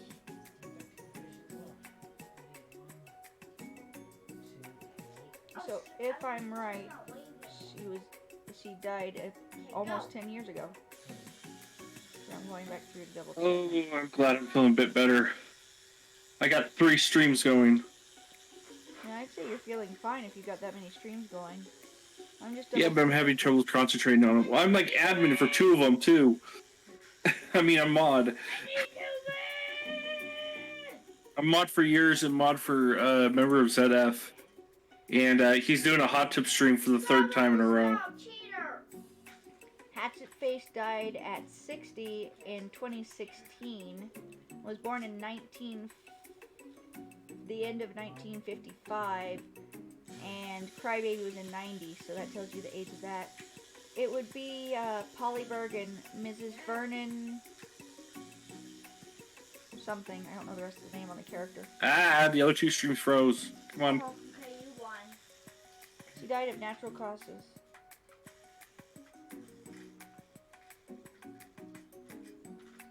But Dad, I need to go back to Okay, that was good. Okay. Anyway, I heard that as a rumor, so I'm not 100% as far as that. And yeah, most of the people that were in Crybaby were not high school. They were 30s. That goes for a lot of movies, but that one was for...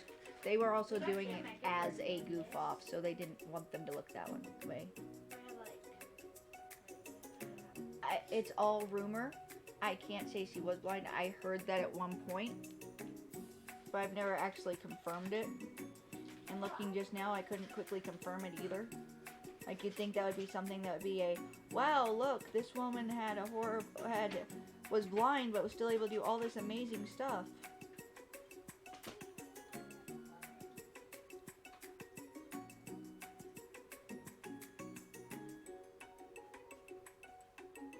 Ah, stop aching there.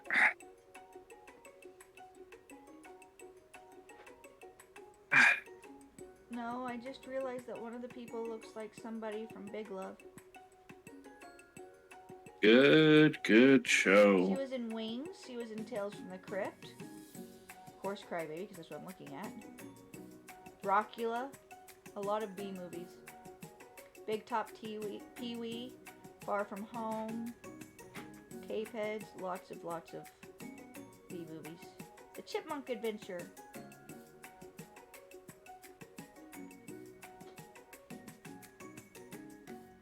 Anyway. Game? You finally get a look at what it was they were hiding and you instantly recognize it. It's a book, just like one you found after your encounter with the spork monster. That's the same book I found last night in the quad. Ashley immediately elbows Van Van, who hides the book behind his back. I don't know what you're talking about. That book is a family heirloom, and its contents are secret. You notice that they haven't just been studying the book. They've got Pop pinned to the wall, and they're tossing potato skins at him as he tries to catch them in his mouth. We're playing! Hee hee hee! Before you can dig in any further, you're interrupted by the arrival of more students. It's almost time for class. Beep beep! Clank must be running late. He's in such a hurry that he rolls right over Van Van's meaty foot. Hey, watch it, you bucket of bolts! You watch how you talk to him. He didn't do anything. Zzz, womp.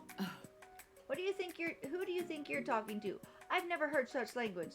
Not even from a stand mixer. Womp womp. No, your mother was a stand mixer. Verbs. Van Van jumps to attack Clank, but Clank shocks Van Van, sending him flying across the room.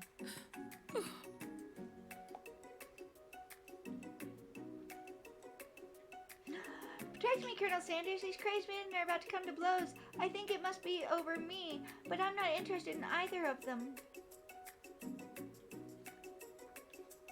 Ashley's tone. There's the completely thunder. changed. I hear thunder on my end now. Oh. So you may be about to get all that hail. Maybe. It's still sunny in some parts. You may have gotten all of it, and we're just gonna get the last bit. Yeah. You are half an hour away from me. But that storm should have already hit. He's saying there's thunder there now. Gentlemen, get a hold of yourselves. Save it for the arena at least. Or don't. Honestly, what do I care? I've got lofty career aspirations to focus on. He seems like a douche. He is, in this. He's very self-centered. Why? But I can see the do or don't, but adding in, oh, I'm going to be some big star, just seems like an asshole comment. Like, I wouldn't be interested in trying to date this guy. I'm like, he's cute. And then he talks and says that shit. And I go, hey, never mind. Go away. Maybe I can help you with your business plan. Just then, Sprinkles arrives to signal the true star of the class day. He's panting, which doesn't seem that abnormal. He's a professor, but he's also a dog. Students, please take your seats. I apologize for my late arrival. I spent the morning chasing a car all around town, and my tiny legs are very, very tired. But I'm here now, and I hope you're ready to learn.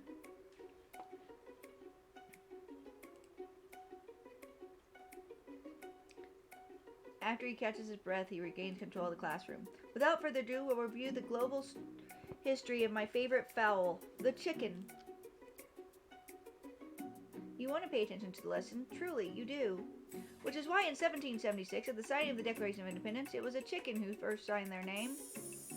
But you can't help but daydream about Colonel Sanders, and you miss most of the important parts. Whenever you come to, Sprinkle is holding a tray of food in front of you. Well, Dancer Girl? Naturally, this appears to you to be a sampler pattern. Which item do you want to sample?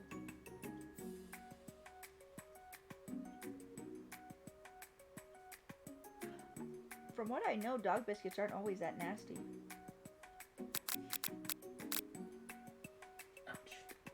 I found it amusing. At one point, there was a lady that worked at Petco that we go to regularly, and she'd go up and pull like one of the dog biscuits out of the dog treat things up front, right by the register, and just eat one.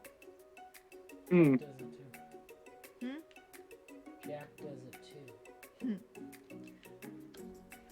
My biggest worry with a lot of the dog biscuits is more how hard they tend to be. I don't want to crack many more of my teeth. I've already got enough damage. So a glass of water, a simmering pepper, a dog biscuit. We'll go with the dog biscuit.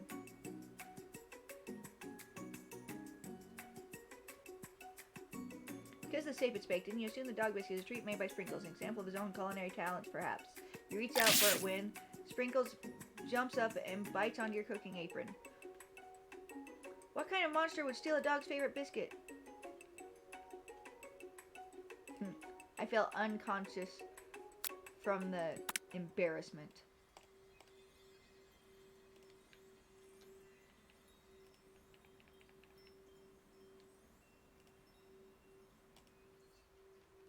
Okay. A glass of water or a simmering pepper? Let's go with the water.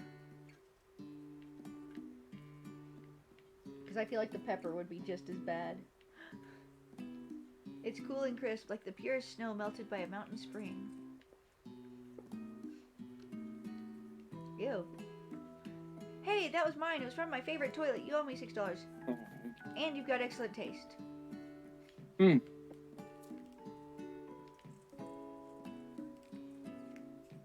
Lunchtime.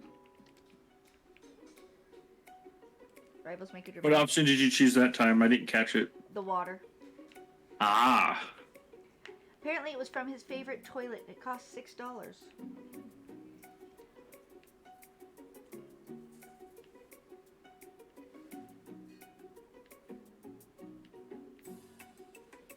They're usually made with regular, normal ingredients. Realistically, the only difference between a dog treat and dog food is usually very similar. If you read the ingredients on a can of Alpo, and then go over and read the ingredients on a can of beef stew, they're identical. The only thing, and there have been tests, they've done this, where they've wrapped it with a different logo saying it is beef stew. People don't even know the difference. But then Weird. freak out because But then they freak out because, oh my god, I ate dog food? Ew. Most dog food is human food.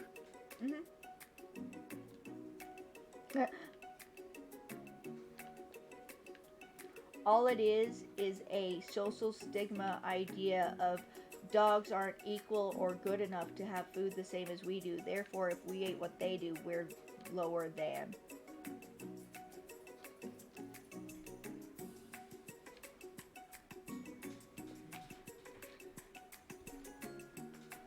I'm not a huge fan of beef stew too much either, except for the Del Monte and on rare occasions. And we usually add corn just as a filler because, well, there's 7 of us, so it's a lot.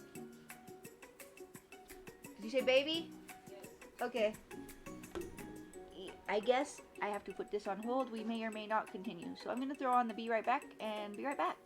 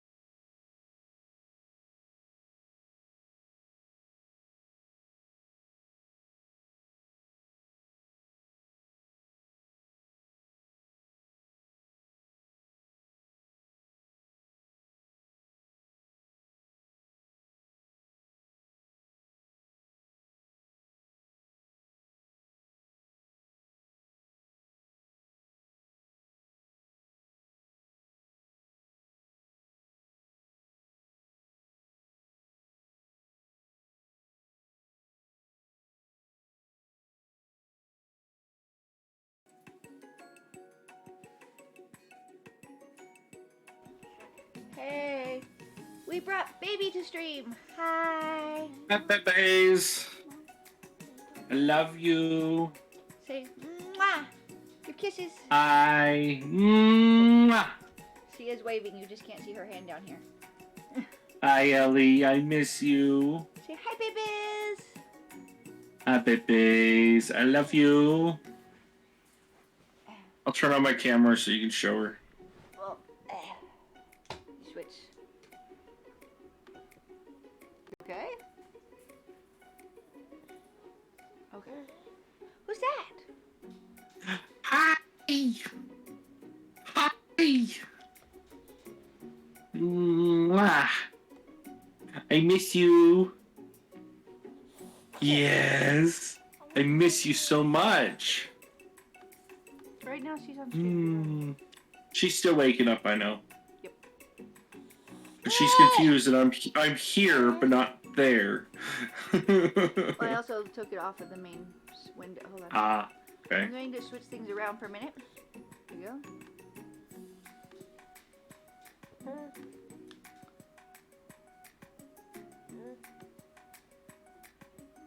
Wish there was a way I could blur the side of this. Oh well. There you go. Well, I'm on screen now. Ah! Kidding.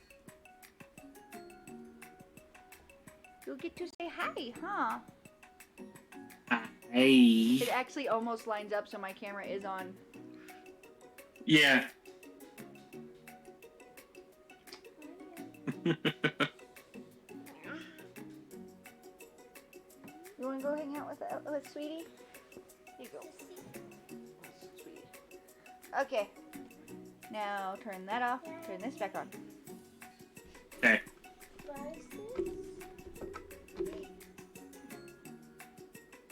I can't move. Hey. Up you go. There you go. Today, lunch will be prepared via time competitive cook-off. Good luck. This is actually a time section. Oh, yay. Demand that they stop wasting everyone's time or step up and tell them you're on. Doesn't matter. Either way, I have a feeling I'll have to do it, don't I? Yep. The level of theatrics with these two is off the charts.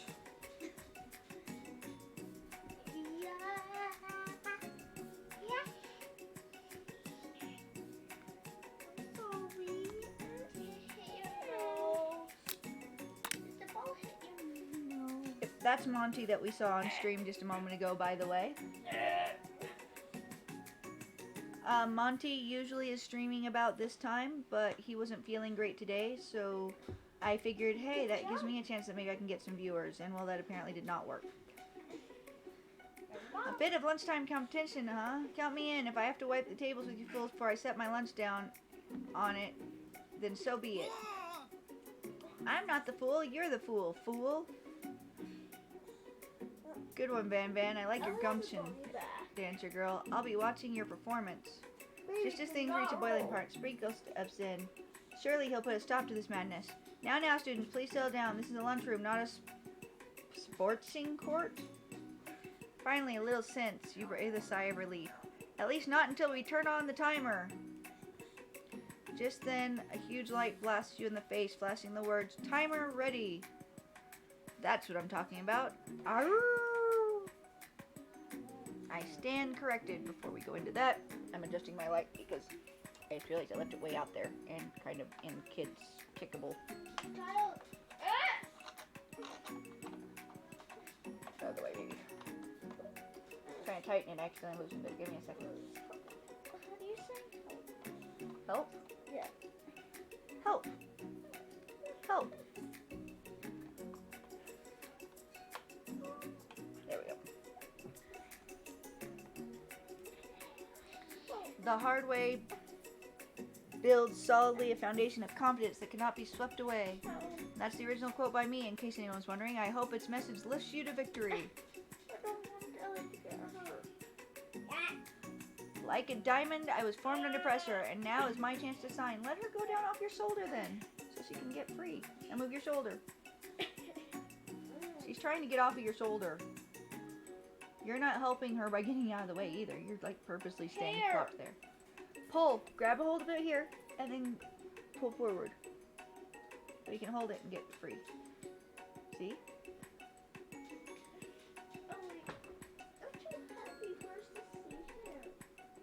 I will defeat you myself. You had his chicken and you made mashed potatoes and gravy on day one, and you're feeling like you can really impress him again here. It's time to boil some water for the potatoes. Think fast. The timer writes down. You'll be forced to pick randomly.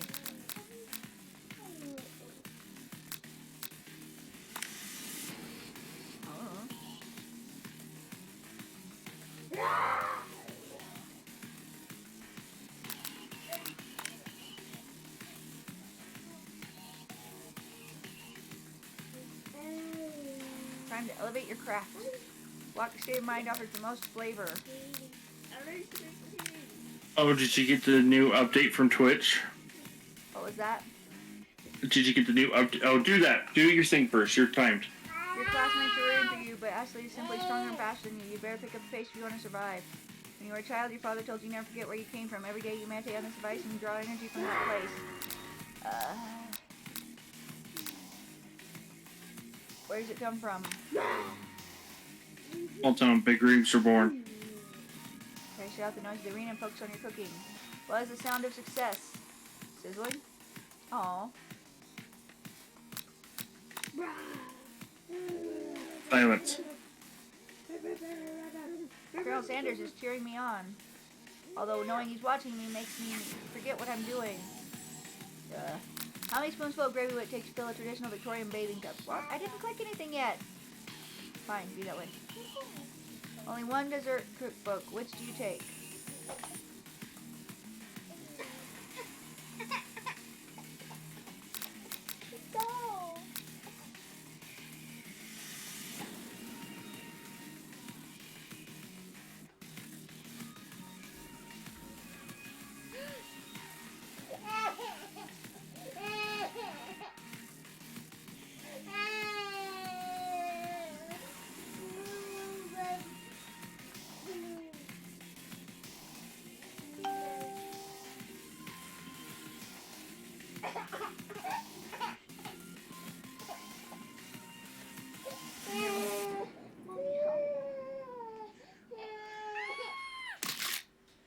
Oh.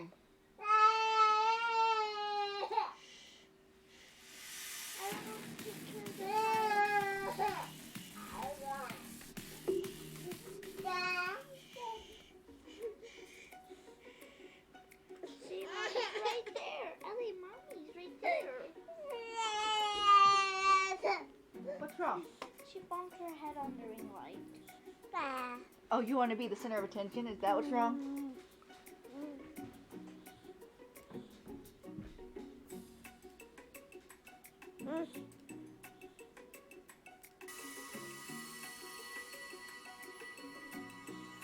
Tastes good and tells a story of excellence.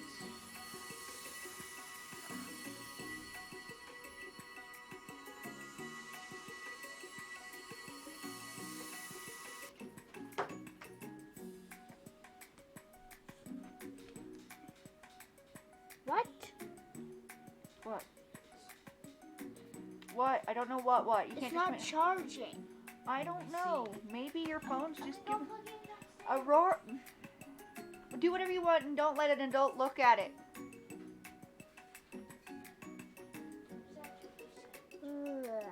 Oh, thank you. Mwah. You too. Ellie just gave me a kiss. Did you see that? I don't know how he does it.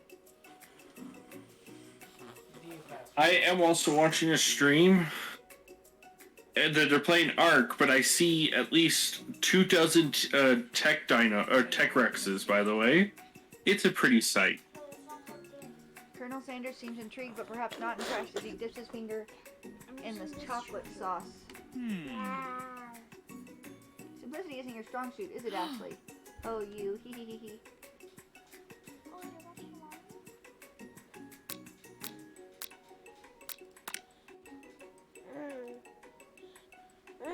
Yeah.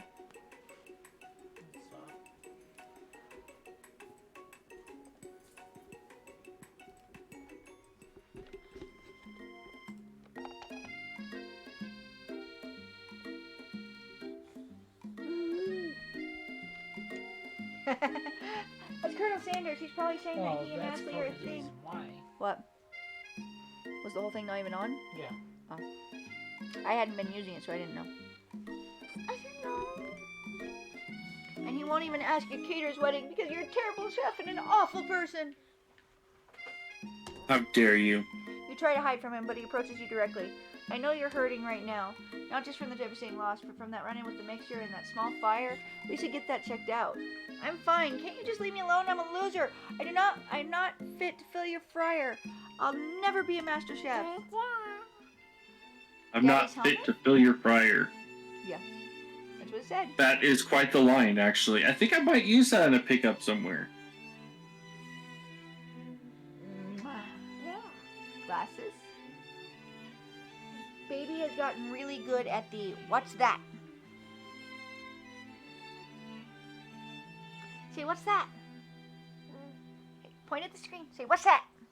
Oh, I'm sorry. That's a that was big-ass right in monkey. your ear. I am sorry. I accidentally screamed that right in her ear.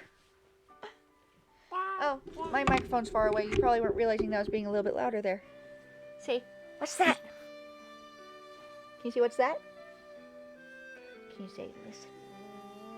Say listen. Go. Go where? You want to just go and keep going on the game? Holy shit. What? I've just never seen so many Rexes in one place before. Anyways, Failure is you part of life, continue. but not just for you, but for all of us. Do you think I've never failed at anything before? That's exactly what I think. Well, then think again. I wasn't always the man you see before you, enrolled in culinary school, incredible, handsome, successful, motivated. Whoop. Well, handsome, sure, I was born that way. But I've walked other paths and arrived at dead ends. I was passionate about life, but I failed as an obstetrician. Actually, they're going into his actual history. I was passionate about justice, but I failed as a lawyer. Those are actually the true things from the history of the actual Colonel Sanders.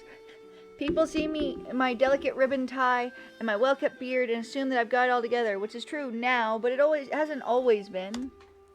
Sounds like this guy could really use a hug.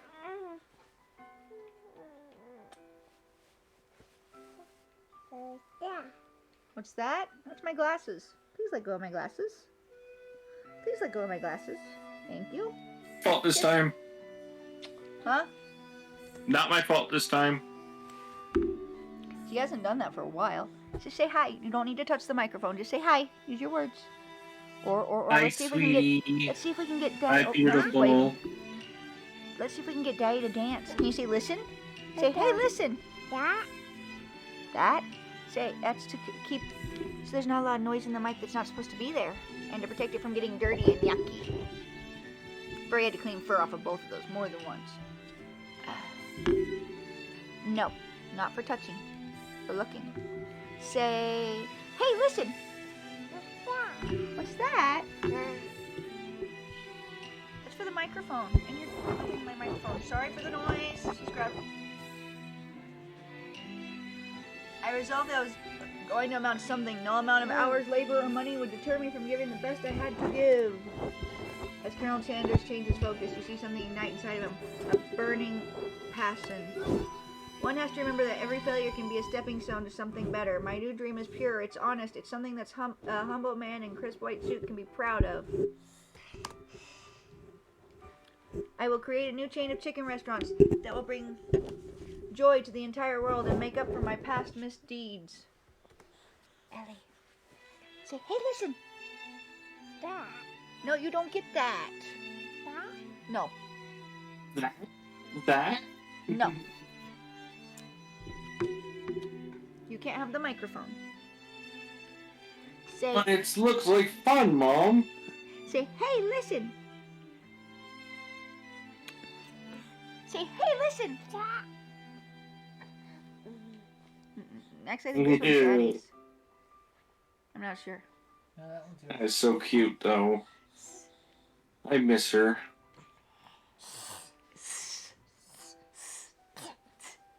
Have you checked in with the fireworks recently? Yeah, nothing yet, but I will call him tomorrow. It's on my list of things to do tomorrow. And the lawyer advocates? Yes. All on the same list. I'm on the list, but I'm trying to bug them so I can try to get this done sooner. So, without sounding desperate and needy. That if you don't stand up and speak up for yourself on the regular, keeping yourself on their radar, on top of their radar, you will get forgotten. I call every week. Yay! Ready? I called Hey, last listen. week. I'm calling tomorrow. Say, listen. Ah.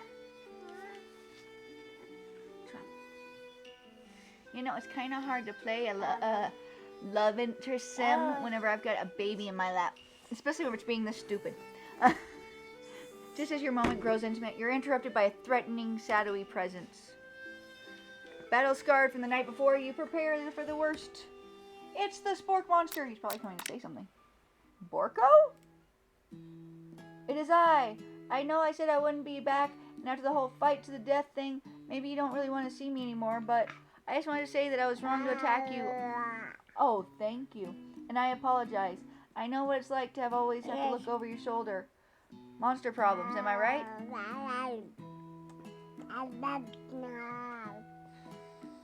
All the kisses. Thanks, Borko. I'm glad there are no hard feelings. Getting jumped by a giant creature in the dark of night can really rile a person up. I also want to apologize for the way I switched right into attack mode. And I gotta stop my touchpad. No, you can't use my phone. I'm using that to see the chat.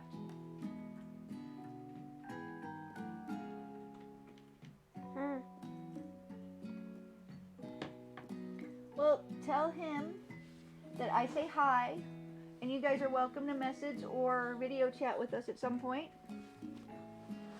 Really?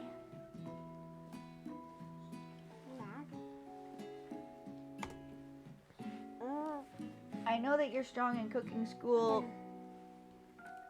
Can't put a person under. You click the button before I could read it.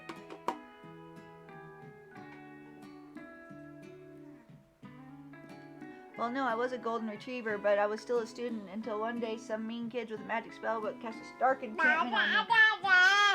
And I was forever transformed. Say, listen! Show everybody how cute it is. Say, listen!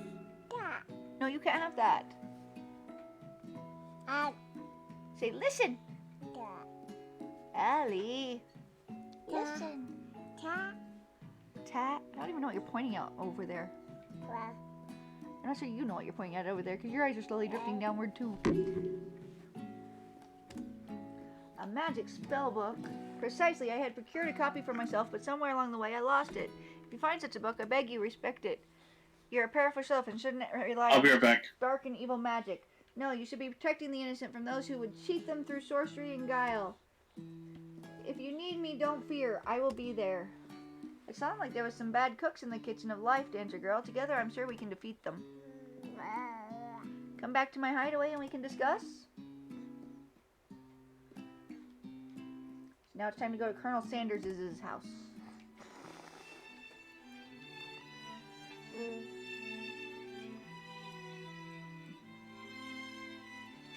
Stepping inside his home, surrounded by his things, you start to feel a special bond with him.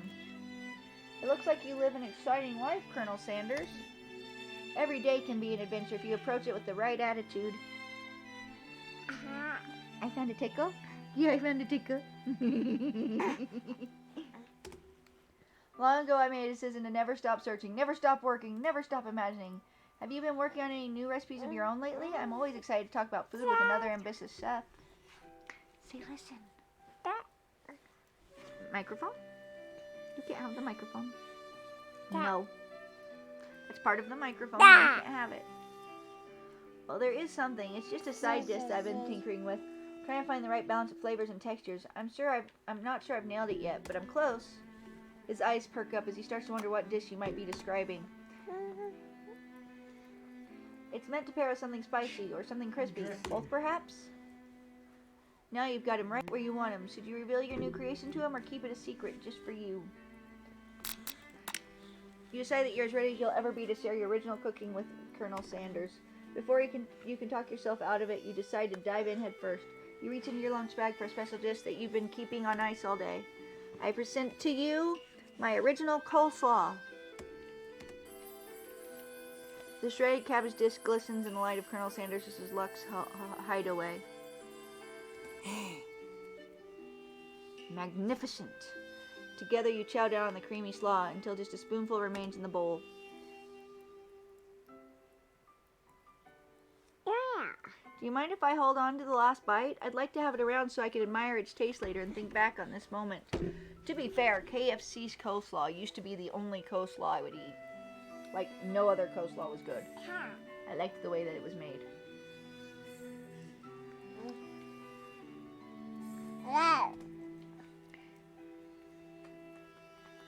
You could offer to make him more, but he seems like a very sentimental kind of guy. Did I tickle you? Sure, why not? Please make yourself comfortable. I'll be back in just a moment. You realize that now would be the perfect time to do some snooping.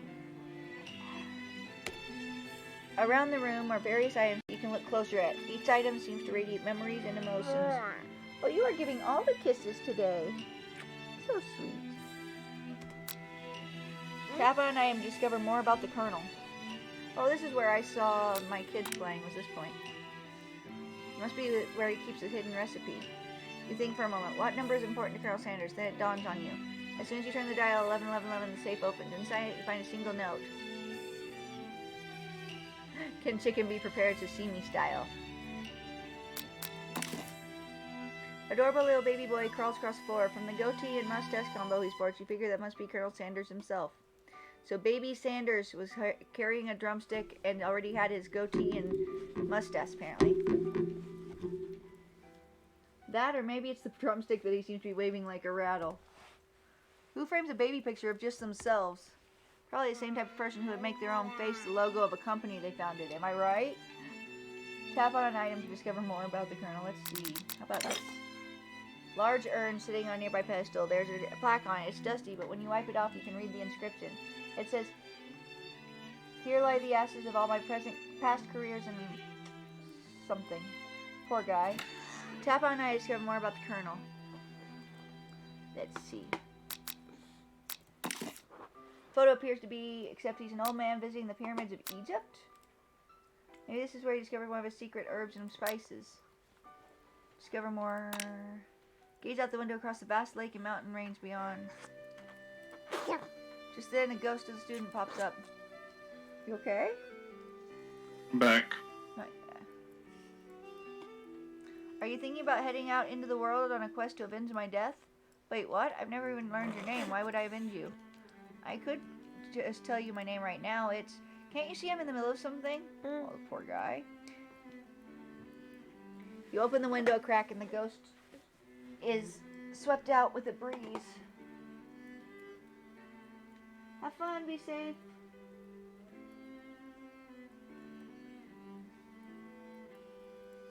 I don't know how long ago you said that because I got distracted.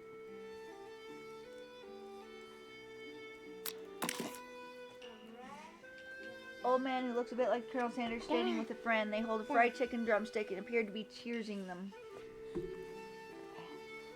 That's not what the photo shows, but okay. You look closely and see that there's a short inscription. I wonder who my friend Pete is. Tap out item, discover more about the kernel. Let's go with this. Scented candle. You pick it up to try to identify the smell. Power tool? Presley starch collar? Piece of wood floating in the lake? Summer of 69? No, it's one of the secret recipe ingredients. It's...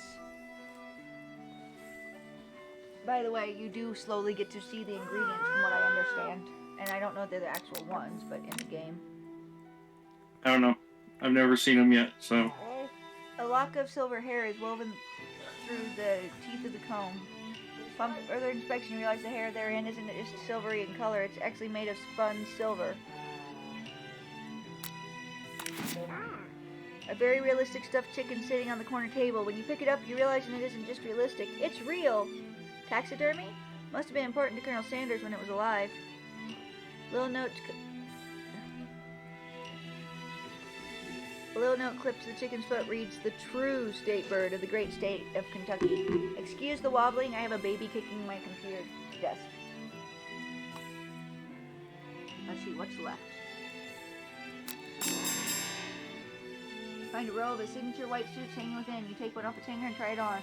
Jacket's a bit big, but it's soft and comfortable. You give yourself a deep hug, breathing innocent. They say that home is where the heart is. Is this what they meant?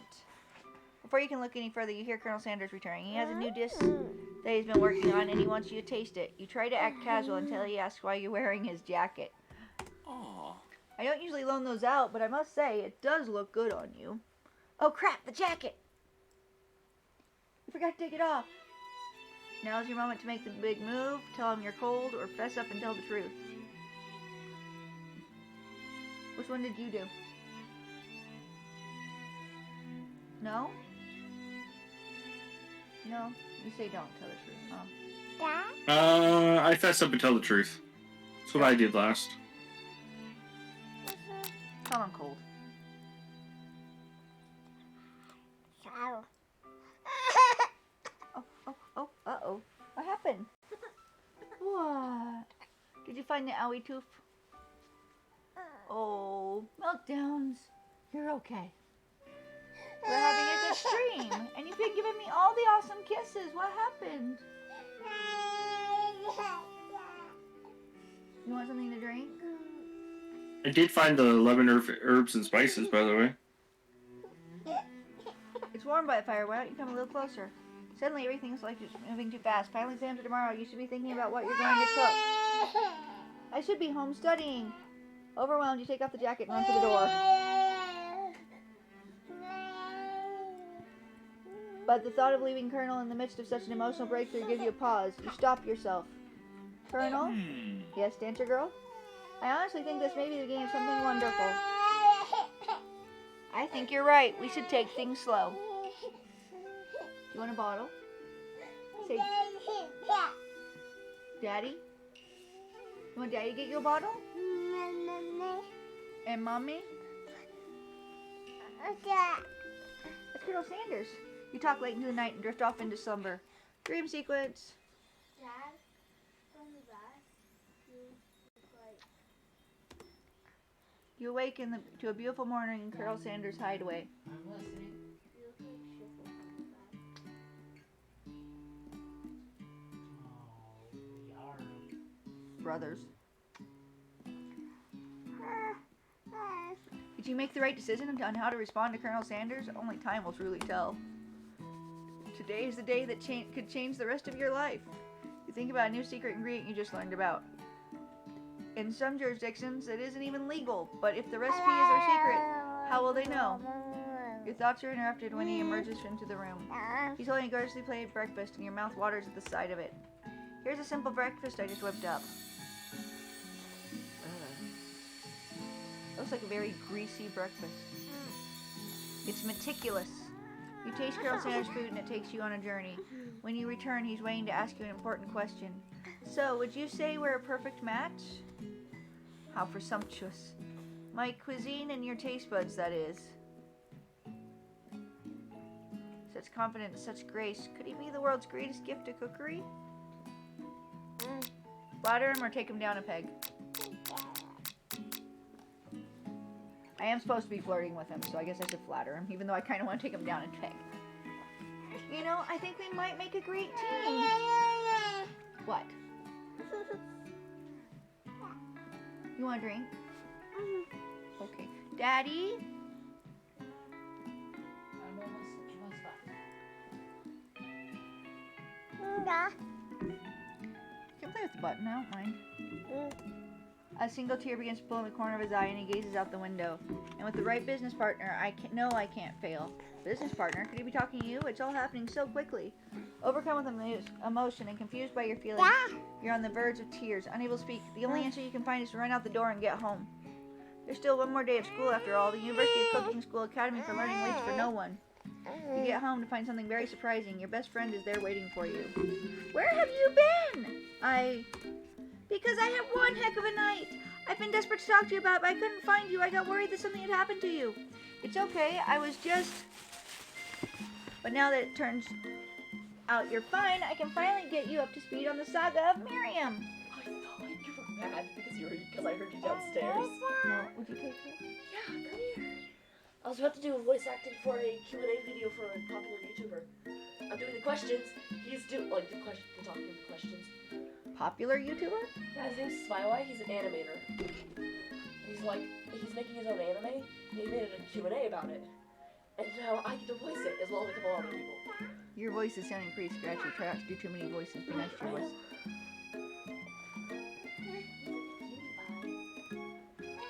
Sure, but you will not believe what happened to me after school yesterday. I went on a date.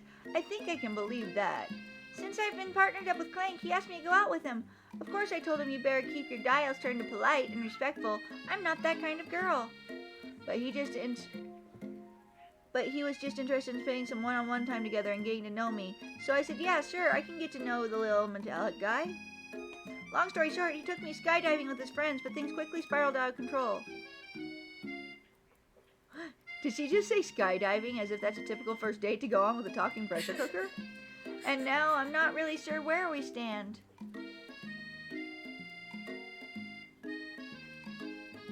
you don't give Miriam time to tell her whole story, however, bottling up the details of your own night is just too much to bear. And I went on a date too, back to Colonel Sanders' house where I spent the night with him. You what? Nothing happened, but the emotional connection, wowzers. She offers to support you no matter what you do. Aww. Good friend. Together with your bestie, you feel like you can do anything. When you arrive at school, you encounter your rivals in the quad. You can tell from a distance that they're picking on Pop, though he himself might not quite grasp the fact because, you know, he's Pop. What's a swirly? It sounds delicious. Oh, it's great. I'll order you up one right away. I'll have my swirly with sprinkles, please. Hey, sprinkles is dog and a treat. You can get your swirly dipped, too. Why don't you pick on someone your own size? Because I'm literally the biggest person at this school. There's that horse that Colonel Sanders rides to school, but who would dare pick on such a gentle and beautiful creature?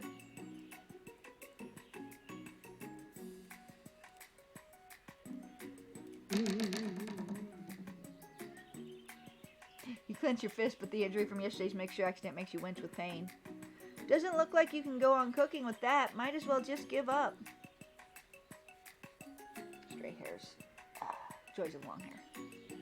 I'll never give up, ever. Colonel Sanders arrives just as it appears things are close to boiling over. A naturally intuitive person, he senses that something's been going on.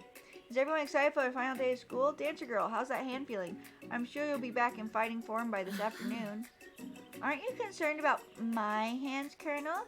Yesterday I almost broke a nail winning so hard. Please. Technically, I don't believe a winner was decided, but your presentation was quite impressive. What is he doing complimenting her? But what about the flavor of my delicate, warm, gooey chocolate sauce? It was clear that you're passionate about how your food is received.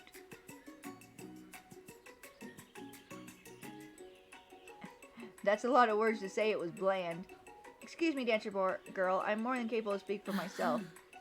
Maybe you should tell me more of your thoughts as we walk into class, Colonel. I'm always interested in discussing the art of fine foods. Yeah, disgusting the art.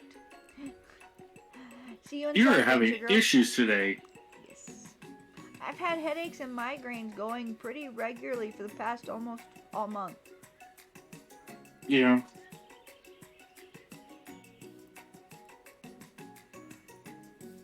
Annoyed by Colonel Sanders' inability to see Ashley for who you know she really is, you walk across the quad to get some distance. In an attempt to distract yourself how slighted you feel by the interaction with Ashley, you take out the spell book you recovered yesterday and start flipping through the pages. Whoa! That's that book? It looks like bad news. It's just something I found laying around. It would appear to be some sort of grimoire, but I don't really believe in that magic stuff. A grimoire? Like a book of spells? I don't know. Who would spend so much time decorating a magic book if it weren't really powerful? I can think of one surefire way to find out. You open to a page covered with arcane warnings. Cast only in case of extreme emergency, it says around the edges of the page. I could use this spell here. It says it will erase anyone I choose from all my memories. If I scrub out Colonel Sanders, it would probably help me focus better on the upcoming final exam. That is way drastic. Couldn't you do something else, like anything else not rooted in dark magic? Maybe try a string around your finger. Okay, fine. It is drastic, but desperate times call for desperate measures. You've got a memory erasing spell sitting right in front of you and a pretty good excuse to try it out. Did you cast it? Monty. No, I did not cast it. Kinda wanna cast it. I wanna see what happens. I think it ends the game, but I'm not sure. Everything you've been selecting seems to end the game. Do it then. Oh. I want to see. You begin to recite the spell, but you stumble on the words, and the only effect it seems to have is to make you forget what it was you were doing. Oh my god. Oh right, after looking at the page again, it comes rushing back to you. You've got a memory erasing spell sitting in front of you, very pretty good one, excuse, try it out. Yeah, you can't do it. It just keeps doing the same thing. You take your friend's advice and put the book away. It's almost time for class. Sprinkles is already in the room waiting for the students to arrive. He clears his voice to make a quick announcement. I want you all to know I feel something of a dog moment coming on, but I assure you it's nothing to be afraid of. His cute little nose scrunches up and begins to breathe quickly. He must be hungry. Reach for some old homework to give him as a snack. That's funny, I'm doing it. Grab some homework from last semester that you forgot to turn in. Sprinkles immediately goes for it and gobbles a sheet of paper like it's a piece of fresh chicken rawhide. Ahem. I apologize for the outburst. I know it seems cliche, but not much of this world satisfies like ungraded work. My dance girl, were you studying something with cinnamon? I have been sitting in on a lecture series around the art of cake baking. How insightful. This actually brings up an important point. Thank you, Dancer Girl, for reminding me to dole out this indispensable bit of wisdom. You see... Hold on, I want to turn that down because it's kind of pointed towards me because I didn't want that to make me a huge shadow.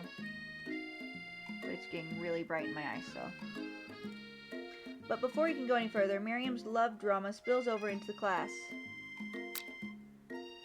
Sprinkles is interrupted by whirs and sparks coming from the back of the room. I told you to save it for after class. You think I want to be thrown from a plane strapped to a stranger? Miriam and Clank appear to be arguing, but you still haven't learned to speak Clank's language for mechanical noises. But no, you had to show off to your cool kid friends, Jeff and Joan. J and J forever. Watch us from a triangle in midair as we descend. Triangles are the strongest shape, don't you know? Yeah, well, that doesn't make it a great date. Then take Jeff and Joan with you. You can all hold hands as you pedal down to down the mountain, or off a cliff for all I care. I don't know what to do with her. I had asked him to get her a bottle. Oh, you said you were almost wherever you were going, so I just waited. Clank begins to shudder. Steam pours out of the gaps in his panels, and then a loud ding stops him in his tracks. No amount of seasoning is going to make me want to eat that, Clank.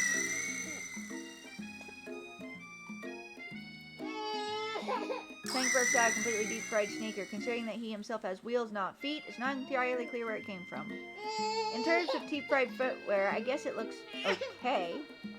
Clank slowly rolls out of the room to be alone with his shoe. Everyone tries to pretend like they didn't just see the entire thing go down. Nothing like a loud public breakup to cast a pale over the final day of school. Well, that was unfortunate. But we mustn't be distracted from what lies ahead. The final competition showdown. Challenge exam. I'm still working on the title, but I think you get it. Test time approaches. See you all in the arena. But before you can think about your upcoming competition, there's a very beautiful soul nearby in need of a pep talk. Hey, Miriam, are you okay? Okay, I'm so mad. I could smash a tiny mug, spilling several droplets of hot cocoa all over the floor. How could he embarrass me in class like that, in front of everyone? Deep fried shoe, come on. It's edible. Her tiny cocoa is a delicious treasure, so you know that this breakup is no joke, even if the source of her frustration is such a silly boy. I know that you know this, but I'm going to say it out loud. You don't need anyone. Me and you, we're going to cruise through this final test, hit the carpool lane to Success City. Miriam brightens up, imagining the wind rushing through her short bangs, but she hesitates to embrace the feeling all the way. You're not going to saddle up on a Colonel Sanders stallion and ride off into the sunset without me.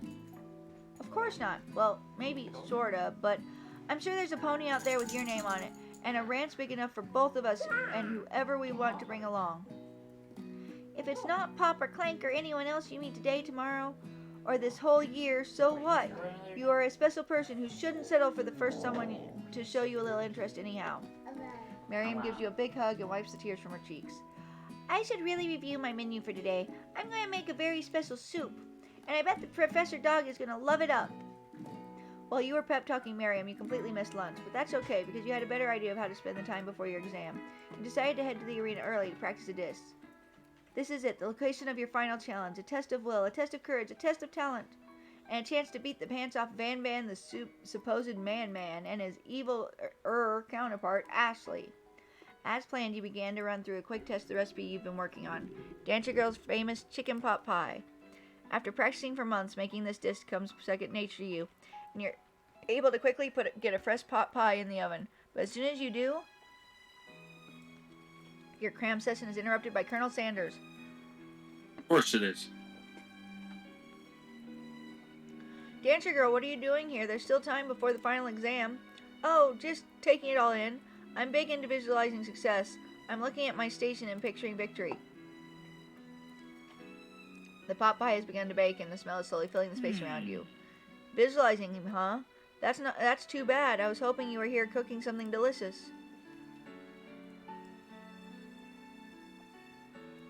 You'd usually happily share your food with anyone who is hungry, but the last time you let Colonel Sanders get in your head, it cost you a cook-off.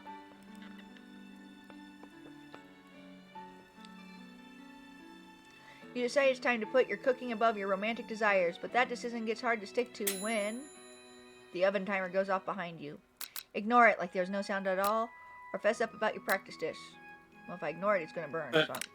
Yeah, either way, don't want to spoil too much, sorry. Either way, it still continues with the same thing? Yep. You need more. Okay, you got me. I'm doing a little bit more than visualizing. I know, my nose can smell a pot pie from 400 yards. It's an oddly specific distance, but you'd expect nothing less from an oddly specific man. You knew it was a pot pie just from the smell? Not just a pot pie, but chicken pot pie with an all-butter crust. Ooh. And my nose is telling me something else.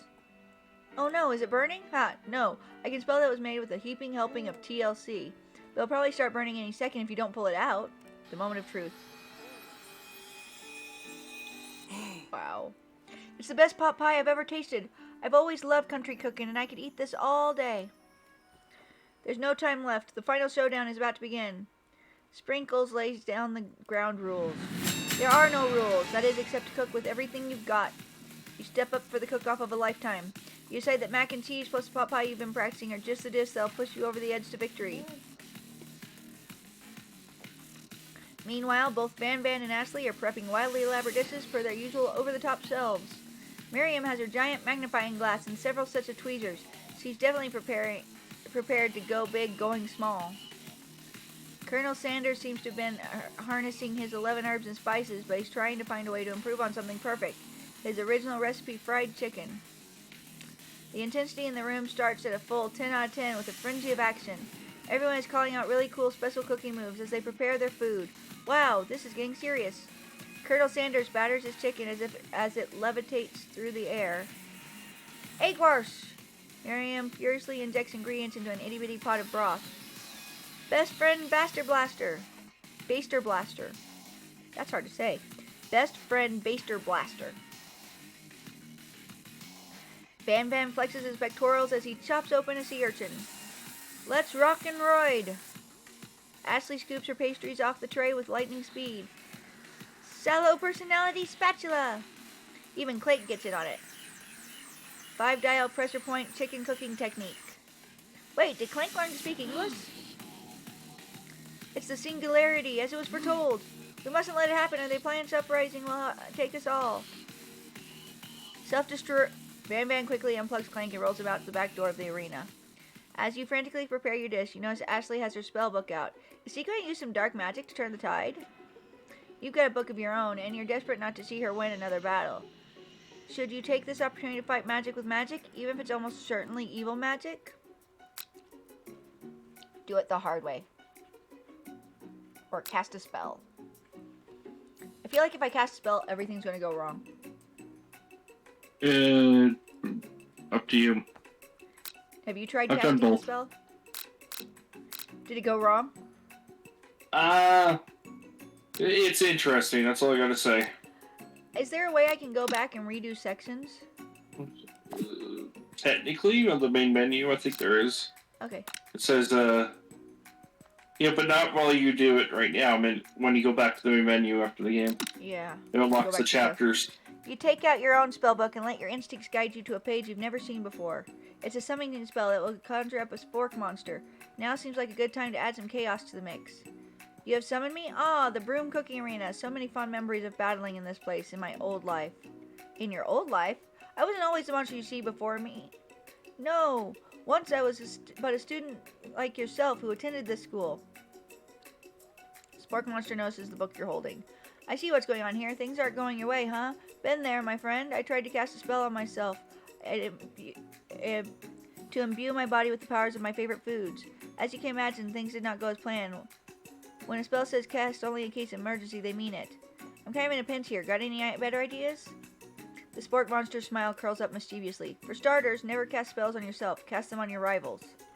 Just tell me who is giving you trouble, and we'll take very good care of them. You motion to Ashley, and before you can think better of this dastardly decision, she respikes a spell and turns her into a chicken. Now a mere bird, she flaps her wings and glides off into the produce section of the arena, far from her station. Okay, gotta go, bye! Uh-oh, this could be dangerous. You're immediately racked with guilt over this act of blatant transmogrification. You don't know what to do. It would be poetic justice for Ashley to live out the rest of her days as a chicken, and yet that seems unspeakably cruel. After all, it's just a cooking competition. Let her stay a chicken or save her. Don't remember this one, but I would say do nothing. Let her stay as a chicken. She is an asshole to you. True. Chicken Ashley pecks around at the base of some cabinetry, searching for some loose vegetables to eat. Ah. I pissed off Colonel Sanders. How could you? Cheating on a final exam? I've never been more disappointed. And here I was considering you for a place not only in my future chain of highly successful chicken restaurants, but also in my heart. Without hesitation, he casts a counterspell from memory that saves her. There's such a thing as competing with honor, and this does not qualify. I no longer want anything to do with you. Oh, God. I think I'm going to go ahead and cast the first spell and then try to save her this next time and see what happens. Okay. Because I want to see if he still gets pissed at me or if it's, oh yeah, you screwed up, but you caught your ways and now you're learning from it type of thing. Mm-hmm. As you frantically prepare, okay. Spellbook, spellbook, spellbook. Cast a spell. Blah, blah, blah. Big old monster turns her into a chicken.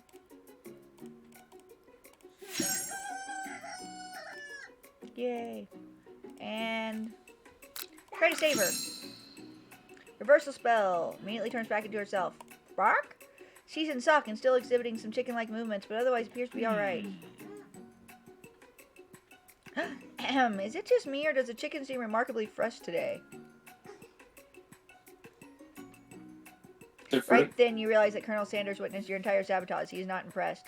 Your heart sinks as you think of how much you might have disappointed him and ruined your chances of any kind of future together. She's after your phone. She is wiggling her way slowly towards it. Having suffered this huge setback, you don't know how you could ever win. Extra power from deep down within yourself, or drop out. Well, let's do the extra power. I can do this. I have what it takes. I came here to win. Your hair turns mac and cheese orange as culinary energy flows through your body. My heart is pure. My hands are steady. My taste buds have been preparing their entire lives for... Yes, Dancer Girl, you are the chosen one. You will avenge me. The power you'd been summoning immediately fades back out. You interrupted my inspiring monologue. Sorry. My heart is pure, my hands are steady, my taste buds have been preparing their entire lives for this moment. I will show the world my cookery. You begin to levitate off the ground. Energy courses through your body. You know that with this power you can do anything, except turn back time, which would be super useful because while you were powering up, your chicken pot pie overcooked in the oven and can't be served. But don't worry, dear Dance Girl, you may have suffered some setbacks, but all is not lost. Impressed with your fortitude, Colonel Sanders decides that you've earned this support. I've been watching you today, and I must say I'm truly impressed. You've been thinking on your feet and rolling with the punches. He steps up to your station and stands right beside you. I'm here to help.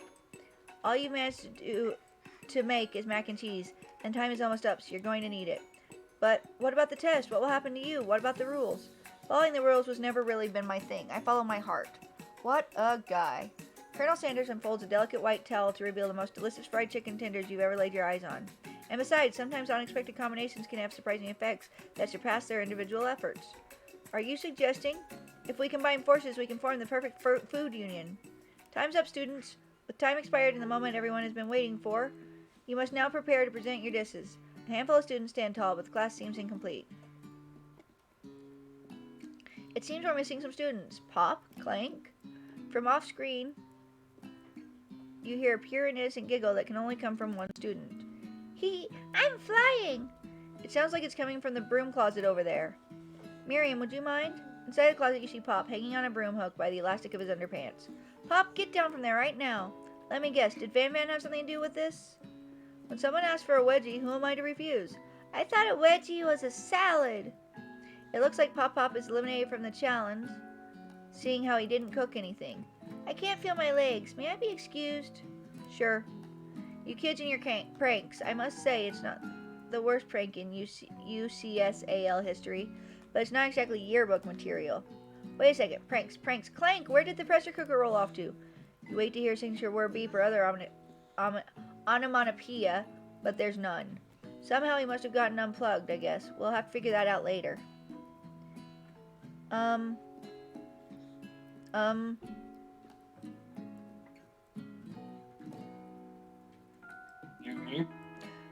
Baby has cord, but then I realized cord is not plugged in, which made me less worried that baby had cord.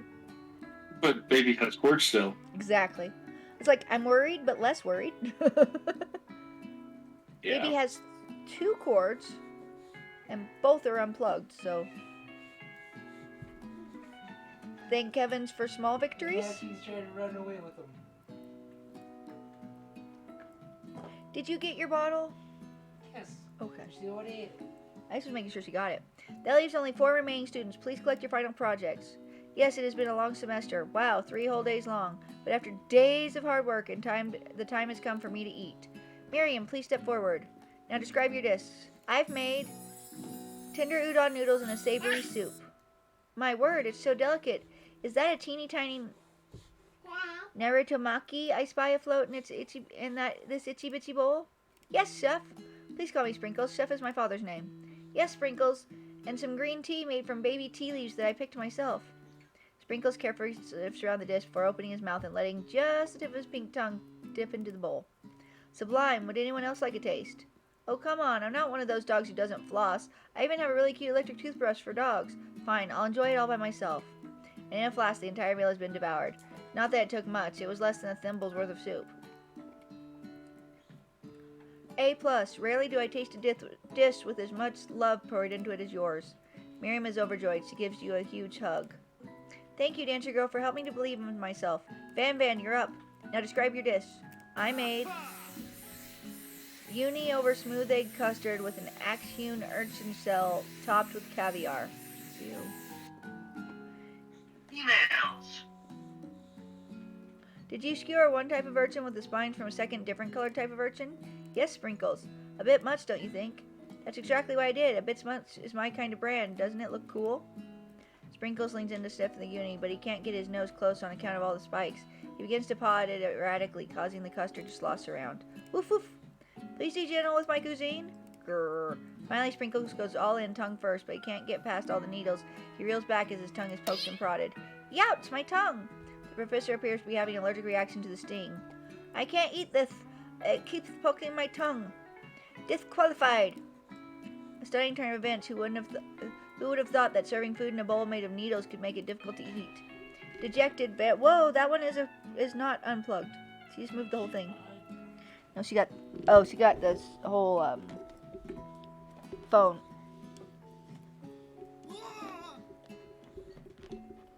Disqualified for glamour? Don't discount sympathy. Simplicity. I had to figure out what that word was.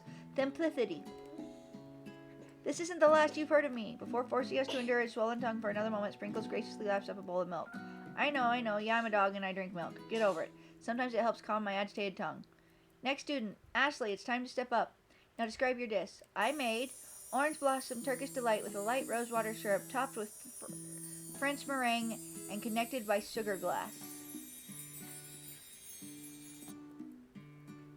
That actually doesn't sound so bad.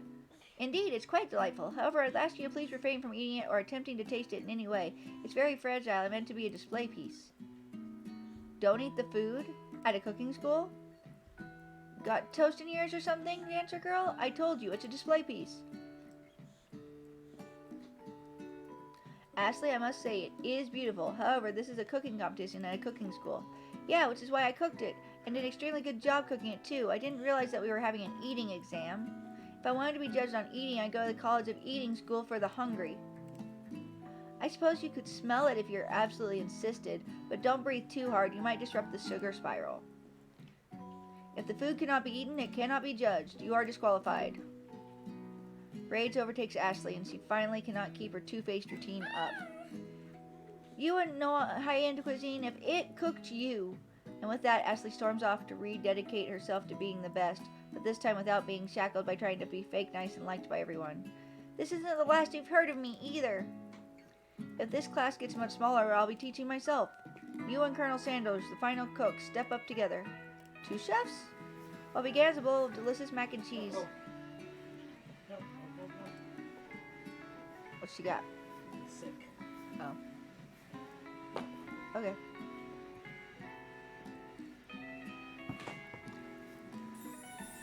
He examines closely, sniffing and eyeing the bowl.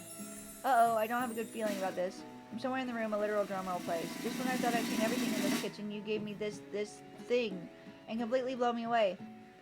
In my 49 dog years of life, I've never tasted anything so delicious and perfectly balanced. It's so delicious, in fact, that everyone passes the class. You pass, and you pass, and you get a pass. Everyone gathers around and partakes of the mac and cheese bowl. They all seem to transcend this reality into another dimension. You win! Together, you and Colonel Sanders have made a new menu item. The new menu item is so impressive, even the Ban and Ashley are drawn back in by its magnetic fragrance. When they gaze upon your mac and cheese bowl, they admit that you are indeed an excellent chef.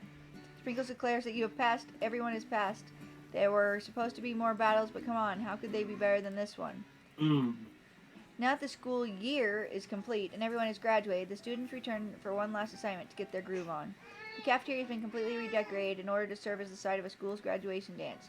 Compared to the massive high-tech school arena, the humble decor seems downright cute and cozy. DJ Dog is in the house! Arrgh! You knew that Sprinkles was a master chef, but also a world-renowned turntablist? Who says you can't teach an old dog new tricks? Ban and Ashley did tell everyone that they've committed themselves to righting the wrongs they did while they were the villains. For a moment, you actually believe them. Not another haunting. No ghosts allowed at graduation. It's clearly written in the school's bylaws. I was never actually a ghost. It was all a trick to get you to finally notice me. Oh, amusing. And now that everyone is together... It's the Spork Monster! He is totally mellowed out. Everyone, the Spork Monster is no more. From here on out, I prefer everyone to refer to me as my new name, Party Monster. Students tried to finish what he had to say, but everyone was too wrapped up talking to Party Monster. Dejected, student walks off. Maybe things didn't work out for Miriam romantically, but she found the love in her cooking, and you know she's going to do great. The red carpet rolls out across the floor of the ballroom. It's like a Hollywood movie premiere. Who could command such an entrance? It's Pop. He arrived late to the dance, but apparently for good reason. Walking the carpet, you see perched atop his dirty chef's hat a crown? Welcome back, Pop. I knew you weren't able to complete the final exam and accept your diploma, so we had it mailed directly to your father. We figured it was the least we could do for the school's dean. Oh, now I get it. And we'll get a new wing on the school, not to mention honor of educating the son of the chancellor of such and such. The music at the dance is Where are you headed, Micro? You are on a mission to somewhere.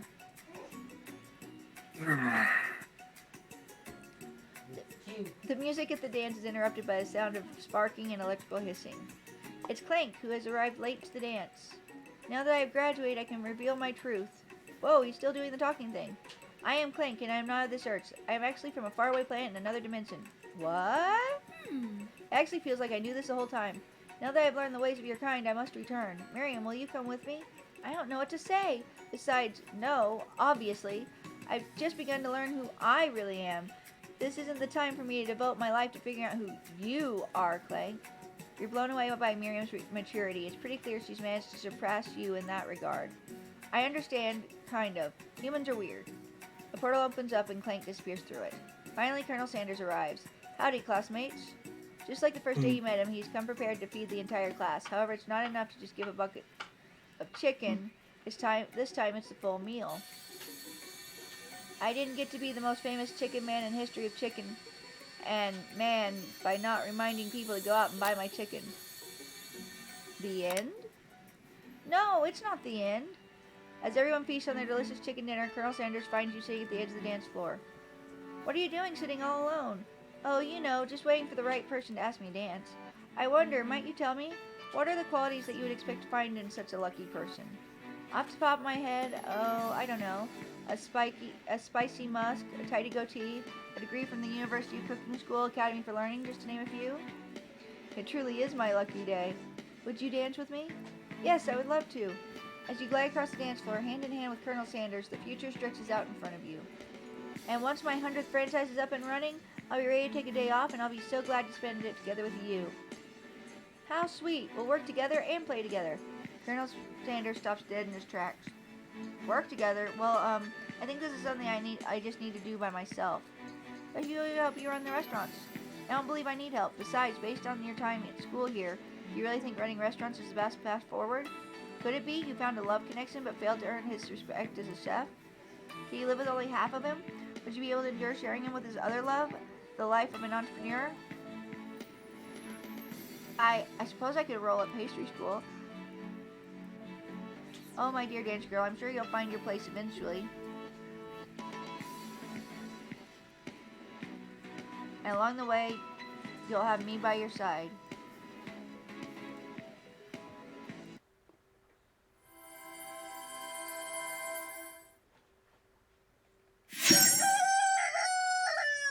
Yeah, I got the same ending too. It's tricky. I tried doing all the perfect answers and everything. Shush. So yeah, that's a weird game. Yeah. So that was fun. I think I'm going to go ahead and shut this down because it's been 3 hours. It's 8:30. I need to get a baby down and we need to get food, etc. I'm probably going to come back on in a little while and do my crochet. Maybe rust. We'll see what happens. Yeah. Have a good one.